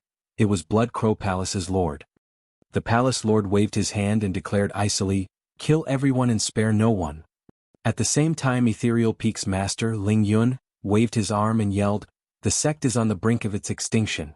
People, fight with all your strength and protect the final sanctuary of our sect." Everyone from Ethereal Peak knew that there was no other way out for them. Bang, bang, bang. In the back mountain, stone doors were pushed apart by tremendous forces one after another as dozens of terrifying auras appeared. Ethereal Peak's nascent souls who were in seclusion had appeared one after another as well. Under the lead of sect master Ling Yun, 100 nascent souls and nearly 1,000 golden cores were mobilized. In terms of numbers, they were comparable to Blood Crow Palace. Their formidable foundation was thoroughly shown. However, due to the stringent requirement process of Ethereal Peak, there were not many foundation establishment cultivators, and they amounted to slightly more than 2,000. Once the Great Battle was invoked, their foundation establishment cultivators would definitely be disadvantaged. Of course, the final outcome of the battle was not decided from the foundation establishment battlefield, nor was it decided from the Golden Core and Nascent Soul battlefields. The ultimate challenge was between the Void Reversion experts. Caw-caw. The countless blood crows let out ear-piercing cries, charging towards the Ethereal Peak cultivators like a swarm of locusts. It was startling. All of a sudden, a might aura burst forth from within Ethereal Peak, followed by a deafening cry. A figure broke out of seclusion, bearing a head of red hair and exuding a terrifying demonic aura. Although she had an insane might and a sharp gaze, this was a beauty. Senior Crane. Senior Crane has come forth from seclusion. A series of cheers sounded from Ethereal Peak and the masses were overjoyed. The old immortal Crane looked at the countless incoming blood crows and her eyes shone brightly. A mysterious shockwave spread out from her glabella as she suddenly opened her mouth and shot out a fiery stream of flames. Swoosh! The stream of flames spread out and was hundreds of feet tall, incinerating half the skies. Countless blood crows were turned into ashes without being able to make a single sound. Humph! Blood Crow Palace's Lord harumphed coldly and soared into the air. With a single thought, a blood-colored bone staff appeared in his hands with a skull at its tip, emanating a sinister aura. Blood Pattern Curse. Waving his blood-bone staff, the Palace Lord chanted an unidentifiable incantation and the void surged with a terrifying energy feedback. 2 streams of blood light shot forth from the sockets of the skull. As though it was alive, the skull opened its mouth and shot out a green streak of light. The blood and green light fused into a drop of fresh blood. When the drop of blood arrived above the old immortal Crane's head, it suddenly exploded and spread into a series of mysterious patterns. Descending slowly, it engulfed the old immortal Crane. Buzz! Buzz! The blood patterns formed a blood-colored circle of light that caused smoke to form each time it made contact with the old immortal Crane's body. Eventually, it corroded the old immortal Crane's shirt and a series of burn marks appeared on its fair skin beneath. Caw! The old immortal Crane cried and its blood chi burst forth. Instantly, its body and flesh expanded while its bones changed structures as it transformed. Right in front of everyone, it turned into a massive ferocious bird that was dozens of feet in width, ready to fly with its wings at any moment. Resembling an immortal crane, the ferocious bird had a smudge of red on its head and its body was green. A thin dense layer of flame burned on its body, emitting a scorching heat, and its beak was red and a full 10 feet long. The Blood Crow Palace's Lord's expression changed as he murmured softly, "So, your true form is actually a pure-blooded ferocious bird." The old immortal crane soared into the skies and the flames on its body burned brightly, purging away the power of the blood curse. Rising into the clouds with its gigantic body, it looked down at the Palace Lord on the ground with a murderous intent. "Fufu, you might have been a threat to me at your peak. But now, you're nothing but a beast at the end of your lifespan and is nothing to be feared." The Palace Lord sneered and leaped up. In the blink of an eye, he disappeared above the 9 heavens into the clouds. That was a height that even nascent souls could not reach. Although golden cores could soar into the skies without the use of any external objects, the truth was that there was a limit to the height they could reach, and it was merely about 100 feet. There was an incredibly strong dermic power between the heaven and earth that restricted cultivators and all living beings immensely. The higher cultivators flew, the greater the pressure they would have to endure. With their essence spirits, nascent souls could greatly resist the restrictions on their bodies set by the heaven and earth and could soar to heights a couple thousand feet high. More than that, one would be in the clouds and their vision and hearing would suffer.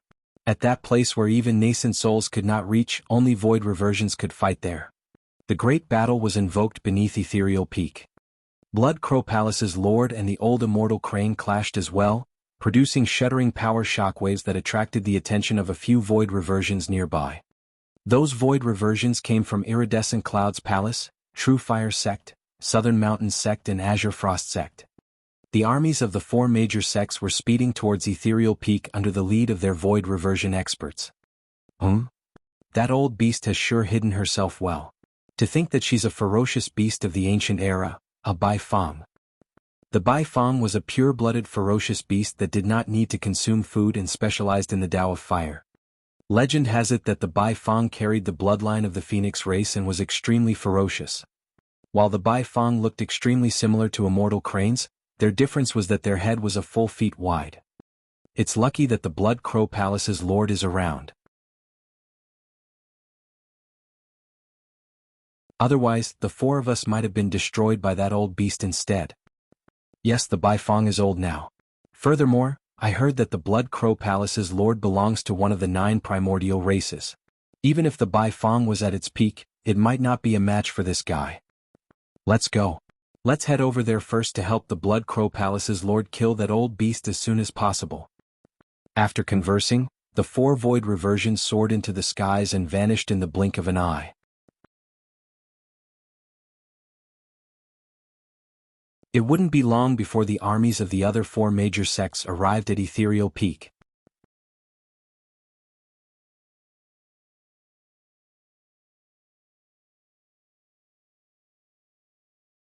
Chapter 476 Fatal Blow. Chapter 476 Fatal Blow.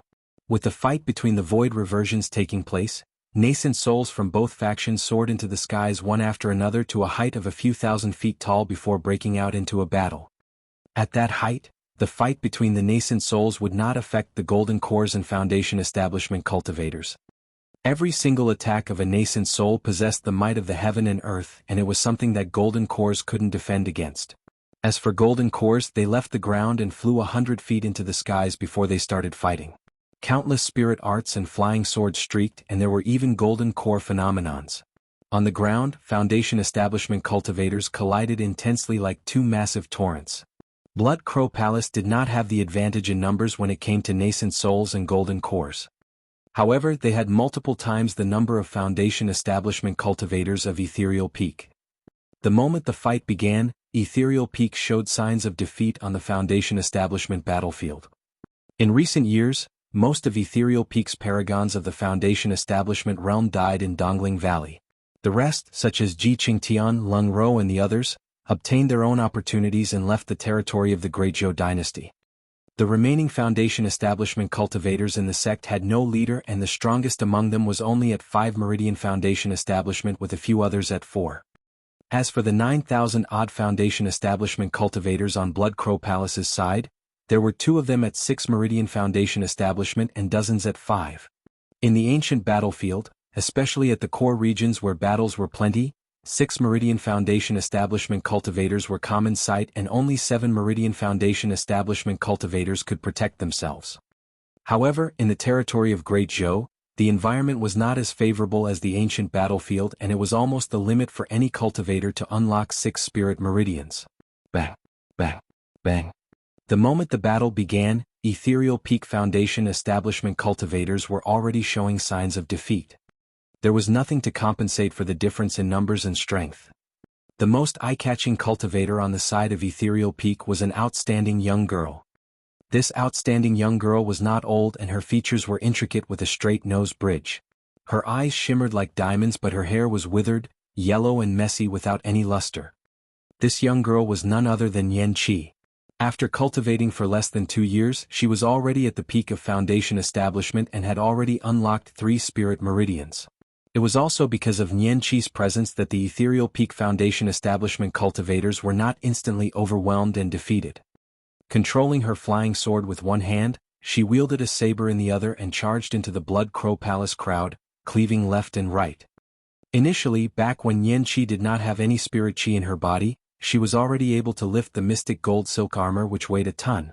It could be said that she had an innate godly strength. Now that she had entered the path of cultivation, her strength had grown even more, and she was like a tiger who had obtained wings. Although she was only at 3 Meridian Foundation Establishment, she could kill 4 Meridian Foundation Establishment cultivators and even face off against 5 Meridian Foundation Establishment cultivators. Swinging her saber widely, Yan Qi was completely following Su Zimo's previous style without any complicated movements. He was overwhelming everything with brute force.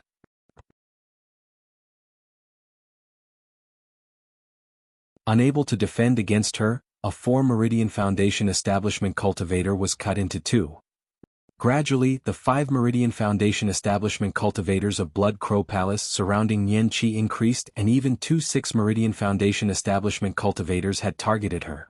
Let's join forces and kill that girl first. A 6-Meridian Foundation establishment cultivator yelled. Bang, bang, bang, swoosh, swoosh, swoosh. At least 10 5-Meridian Foundation establishment cultivators attacked Nian Qi at the same time. 2 6-Meridian Foundation establishment cultivators released their spirit arts and flying swords as well, unleashing a flurry of attacks at Nian Qi. Instantly, Nian Qi descended into danger.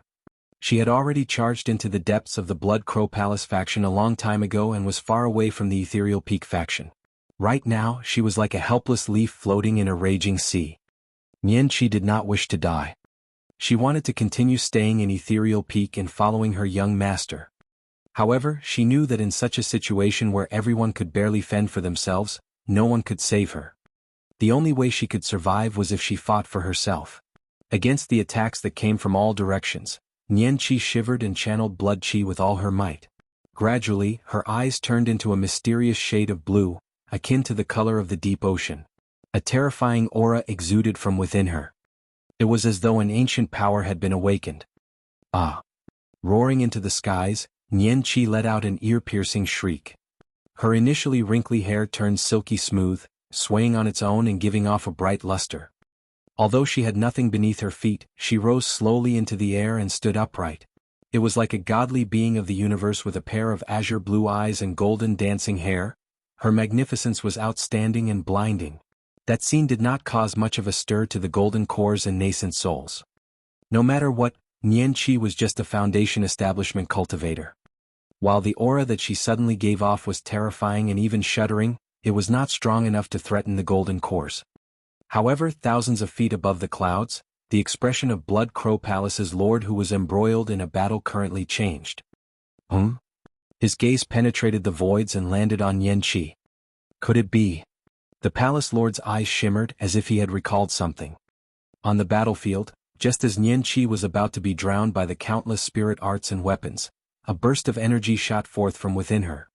Buzz! The spirit weapons that were arriving from all directions froze in midair. Even the spirit arts shook violently before dissipating. All the Foundation establishment cultivators present were shocked when they saw that. A 3-Meridian Foundation establishment cultivator had managed to defend against the full-powered attacks of 10 5-Meridian Foundation establishment cultivators and 2 6-Meridian Foundation establishment cultivators. That scene had already surpassed everyone's knowledge. It was a 3-level gap right there. After a momentary pause, all the spirit weapons flew back in reverse and Nian Qi's gaze gradually dimmed. She turned extremely weak and fell from midair, as though she had lost all her strength. Caw-caw. The sound of a crane echoed out as a green streak of light shot by, carrying Nian Qi before retreating at an even faster speed. The one that saved Nian Qi was none other than Little Crane. Ha ha ha ha. Right then, a series of laughter broke out from the horizons far away. I'm Dao being Jing Ming of Iridescent Clouds Palace. Greetings, Blood Crow Palace's lord. I'm Dao being Liao Yuan of True Fire Sect, here to assist the palace lord. I'm Dao being Lao Yang of Southern Mountain Sect. I'm Dao being Han Ming of Azure Frost Sect, here to help the palace lord kill that old beast. 4 terrifying auras surged over and climbed thousands of feet into the clouds instantly, surrounding the old immortal crane. The Ethereal Peak cultivators felt their hearts sink. The immortal crane was old and it did not have a clear advantage against Blood Crow Palace's lord. But now there were 4 more void reversion experts. Spirit vessels sped over from the horizon with a murderous intent. Not long after, cultivators of the other 4 sects arrived. There were a full 200 nascent souls and 2,000 golden cores combined from the other 4 sects. Together, there were more than 10,000 Foundation establishment cultivators. The insertion of such a massive amount of power into the battlefield was almost a fatal blow for Ethereal Peak.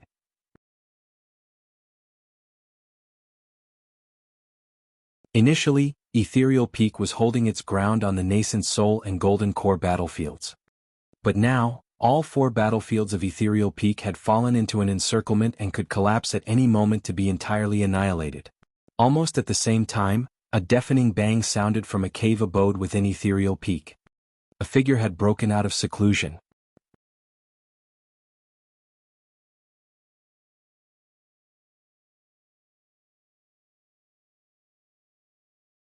Chapter 477, Desperate Situation. Chapter 477, Desperate Situation. With the addition of the other 4 major sects, the situation of the battle changed.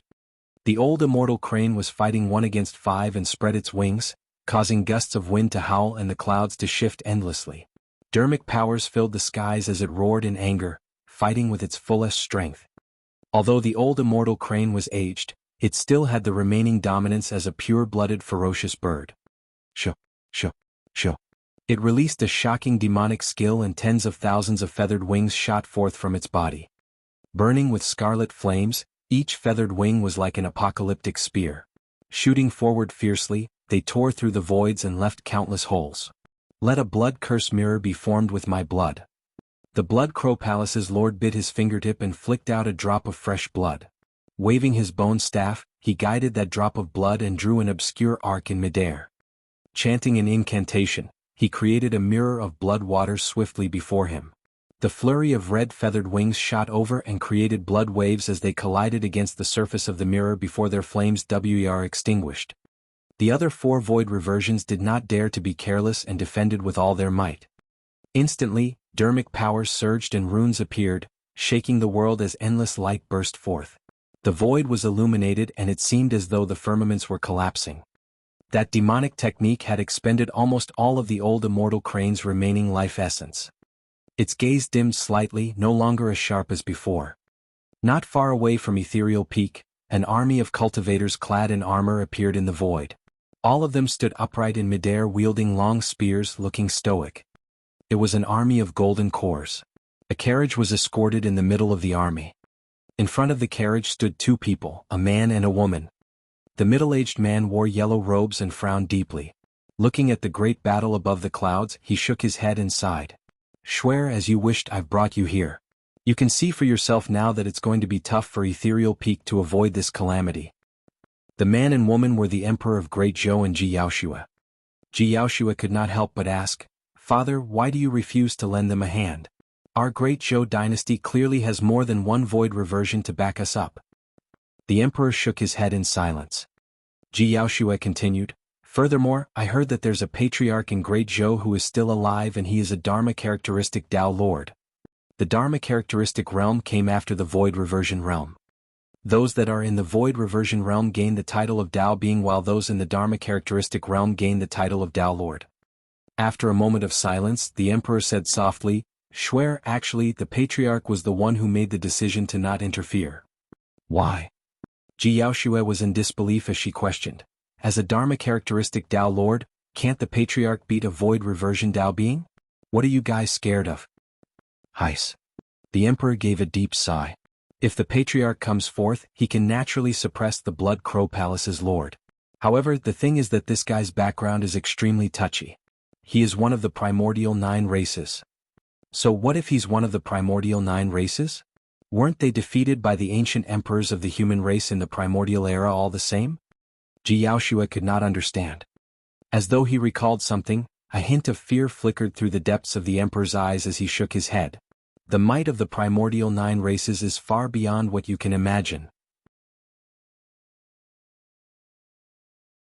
If we really anger the experts of the primordial 9 races, notwithstanding the Great Zhou dynasty, even the entire north region of Tianhuang mainland would experience a catastrophe. Back then, the patriarch witnessed and had been through a similar catastrophe personally. Pausing for a moment, the Emperor did not continue on that topic. Let's hope that Su Zimo has already left Ethereal Peak. On the other side, 2 outstanding women with voluptuous figures stood within the ancient forest. One of them was older, but there were no signs of aging on her face. Instead, she gave off a mature and charming aura from head to toe. The other was dressed in a long pink dress and wore a veil, looking like she was a young girl. Auntie Gu, since Su Zimo hasn't shown himself yet, I suppose he must have already left and is no longer at Ethereal Peak, the girl in pink said with joy. The two of them were the chief steward of Sky Treasure Auction House, Gu Shi, and the pure maiden of the Fiend Sect's Demoness Ji. That had better be the case. Given the circumstances, he would die for sure if he appeared. Gu Shi's expression was unchanged. The Blood Crow Palace's lord is someone from the witch race and they are one of the primordial 9 races. The impact left on the cultivation world after that catastrophe 10,000 years ago was way too deep. Let alone the patriarch of the Great Zhou dynasty, even those of the immortal, Buddhist and Fiend sects would be cautious and not want to provoke the primordial 9 races. Demoness Ji shook her head. That's not for sure. That senior of the Fiend sect definitely fears nothing. Pausing for a moment, Demoness Ji tugged at Gu Shi's sleeves and asked, Auntie Gu, haven't you sent the message yet? What did that senior say? What can he say? Gu Shi pouted her lips. He is cold and merciless. When he heard my message he didn't even have any reaction mentally. Don't pin your hopes on him. At Ethereal Peak the battle was intensifying. On the Nascent Soul battlefield, Sect Master Ling Yun was already at perfected Nascent Soul realm and was a step away from Void Reversion realm. With his terrifying combat strength, he fought at the front and held on bitterly. It was a complete defeat for the Golden Core and Foundation Establishment battlefields. Nianqi was exhausted and frightfully pale. Lying on Little Crane, it was difficult for her to recover in a short period of time. The Foundation Establishment cultivators of Blood Crow Palace and the other 4 major sects charged over like a relentless torrent, rushing at the Ethereal Peak Foundation Establishment faction repeatedly. During this period of time, some of the smaller sects and itinerant cultivators of Great Zhou seized the opportunity to take part in the battlefield, ready to take advantage of the situation as well. Without Nianqi, the Ethereal Peak Foundation Establishment cultivators were retreating repeatedly, leaving behind a trail of corpses. Blood flowed like a river and it was extremely tragic. The situation on the Golden Core battlefield was even more pressing. Golden Cores of Ethereal Peak were dying repeatedly. True Fire Sect Sima Ji controlled 4 flaming flying swords that streaked through the crowd endlessly, leaving streams of scorching sword chi. Where's that little bastard Su Zimo? Are you still going to continue hiding? Now that the outcome was set, Sima Ji roared in laughter gleefully. Perfected being Tsang Lang controlled his flying sword and his long narrow eyes shone with a cold glint. The entire Ethereal Peak will have to die together just for the sake of a Foundation Establishment cultivator, Su Zimo. His remark caused the Ethereal Peak faction, which was already getting defeated steadily, to turn even messier. To hell with you. The disheveled old man had a fiery temper and cursed. However, immediately after, his slight distraction caused him to suffer a gash on the wound from perfected being Tsang Lang and blood flowed like a stream. Xian Yi summoned his hexagonal sword formation and had to give it his best before he could rescue the disheveled old man.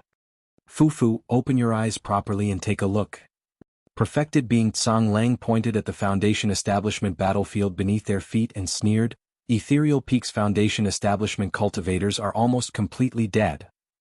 Xian Yi and the disheveled old man's heart skipped a beat. On the ground, Nianqi's group retreated step after step and were already at the base of the mountain. Of the 2,000 Foundation Establishment cultivators, there were only a few hundred left battling bitterly right now. All of the disciples carried injuries and panted heavily, they were almost at their limits. Swoosh, swoosh, swoosh. Right then, 10 streaks of dark light shot forward from the back of the mountain, sending forth a shuddering impact. As the 10 dark lights streaked through, a terrifying air current surged and smashed the tiles on the ground. The mud was overturned and 10 long ravines were formed. Fast as lightning, a green-robed cultivator surged over with a murderous intent. Flapping his spirit wings furiously, he wielded a gigantic moon-colored bow and exuded a torrential aura.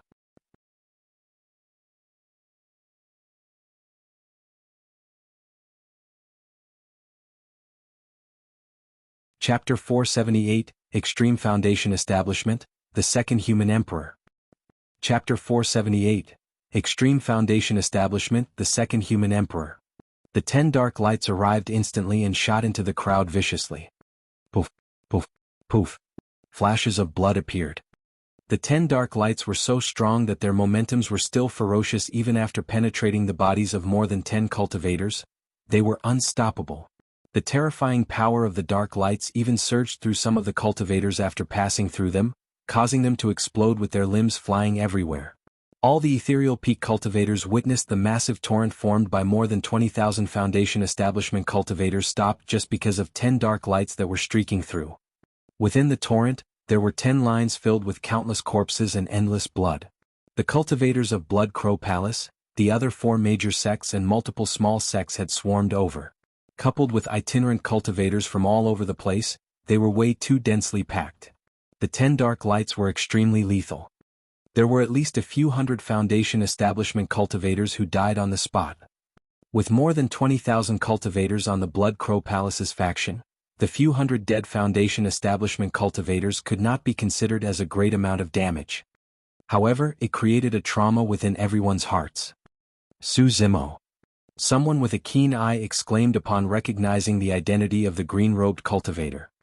No wonder the dark lights were so terrifyingly lethal. Look. The bow in his hand is a perfect spirit weapon. Indeed.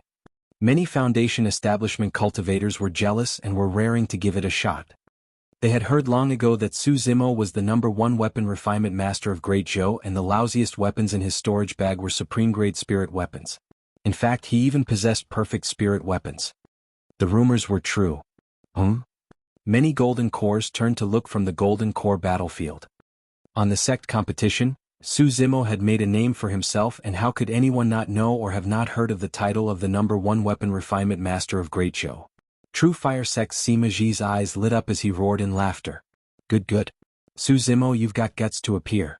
I'll have you pay for my disciple's death. Perfected being Tsang Lang's long narrow eyes were locked on Su Zimo. Looking down from above, he sneered, Su Zimo, so what if you manage to join Ethereal Peak? You still can't escape death. A few years ago back in Pingyang Town I should have killed you together with that beast. No matter how you struggle, you can't fight against the cycle of your fate. Su Zimo's gaze was indifferent as he stood on midair and surveyed the surroundings. His gaze seemed to contain an enormous might that could overwhelm and overpower everything. The Foundation establishment cultivators on the side of Blood Crow Palace felt their hearts clench when they met with Su Zimo's eyes. That person gave off a frightening aura. That was an aura that was built from endless bloodshed and countless corpses. In the ancient battlefield, even many paragons of the immortal, Buddhist and fiend cultivation sects died in his hands. Since the strongest cultivators here were only at 6 Meridian Foundation establishment at best, none of them could withstand Su Zimo's aura. When he saw the corpses of Ethereal Peak disciples on the ground, Su Zimo's killing intent spewed out of his eyes. Die. Putting away his moon concealment bow, Su Zimo's sleeves waved and 18 supreme-grade flying swords appeared. However, all 18 of them disappeared in the blink of an eye, forming ripples in the void as though fishes were gliding through water. Not good. That's Ethereal Peak's secret skill. Everyone watch out. Ark. Someone screamed tragically.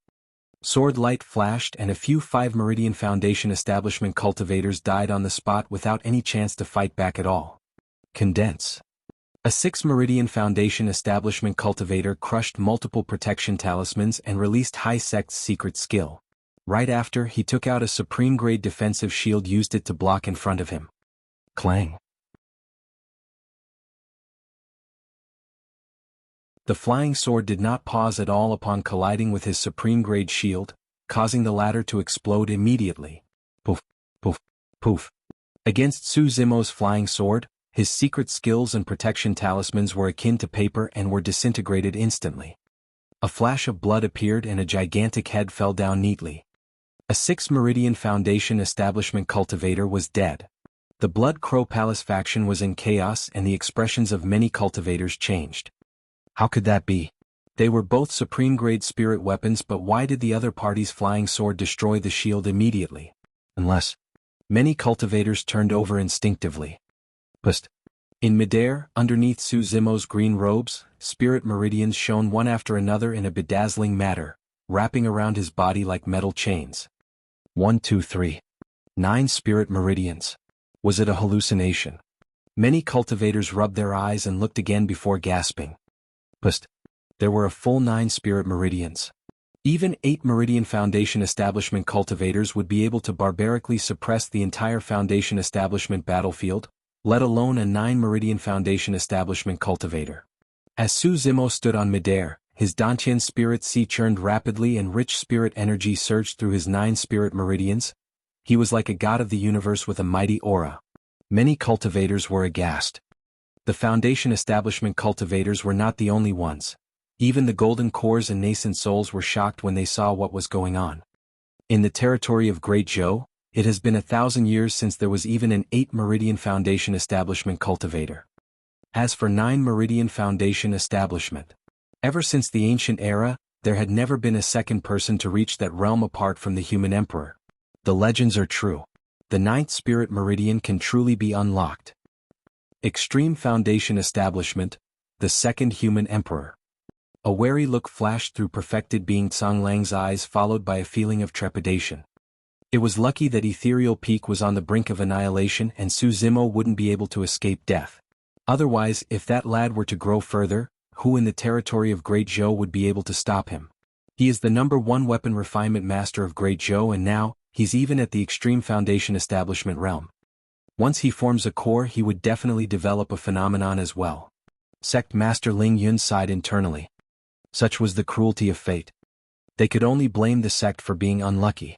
If they had not met with such a calamity, with talents such as Ji Qingtian, Leng Ro and the others, they would definitely rise to be the #1 sect of the Great Zhou dynasty. As for Su Zimo, his accomplishments would even be more limitless. In fact, he might even be able to lead Ethereal Peak to become one of the top factions of Tianhuang mainland. Alas. The Blood Crow Palace's lord narrowed his eyes and his killing intent deepened. His personal feud with Su Zimo aside, the fact that this lad was at Extreme Foundation Establishment meant that he had to be killed. A second human emperor must not be allowed to appear on Tianhuang mainland. The 18 supreme-grade flying swords streaked through the crowd and none of the Foundation Establishment cultivators could defend at all. It was a complete massacre. The massive flood formed by more than 20,000 Foundation Establishment cultivators was punctured and pushed back by Su Zimo single-handedly. Everyone from Ethereal Peak was reinvigorated. At that moment, Su Zimo flapped his spirit wings and rose into the air. He was actually arriving at the Golden Core battlefield 100 feet high. Zimo, hurry back down. The disheveled old man shouted hurriedly when he saw that. The fight between Foundation Establishment cultivators would only take place on the ground and no one would soar into the skies 100 feet high. Given the chaotic battlefield, the flying swords and spirit arts of Golden Cores carried an absolutely destructive power against Foundation Establishment cultivators. To everyone, Su Zimo's move was complete suicide. Ha ha ha ha. Composing himself, Sima Ji roared into laughter. Even if you're at Extreme Foundation Establishment, you're still just a Foundation Establishment cultivator. Everything is futile before you form a core and you'll never ever be able to experience the power of being at Golden Core realm.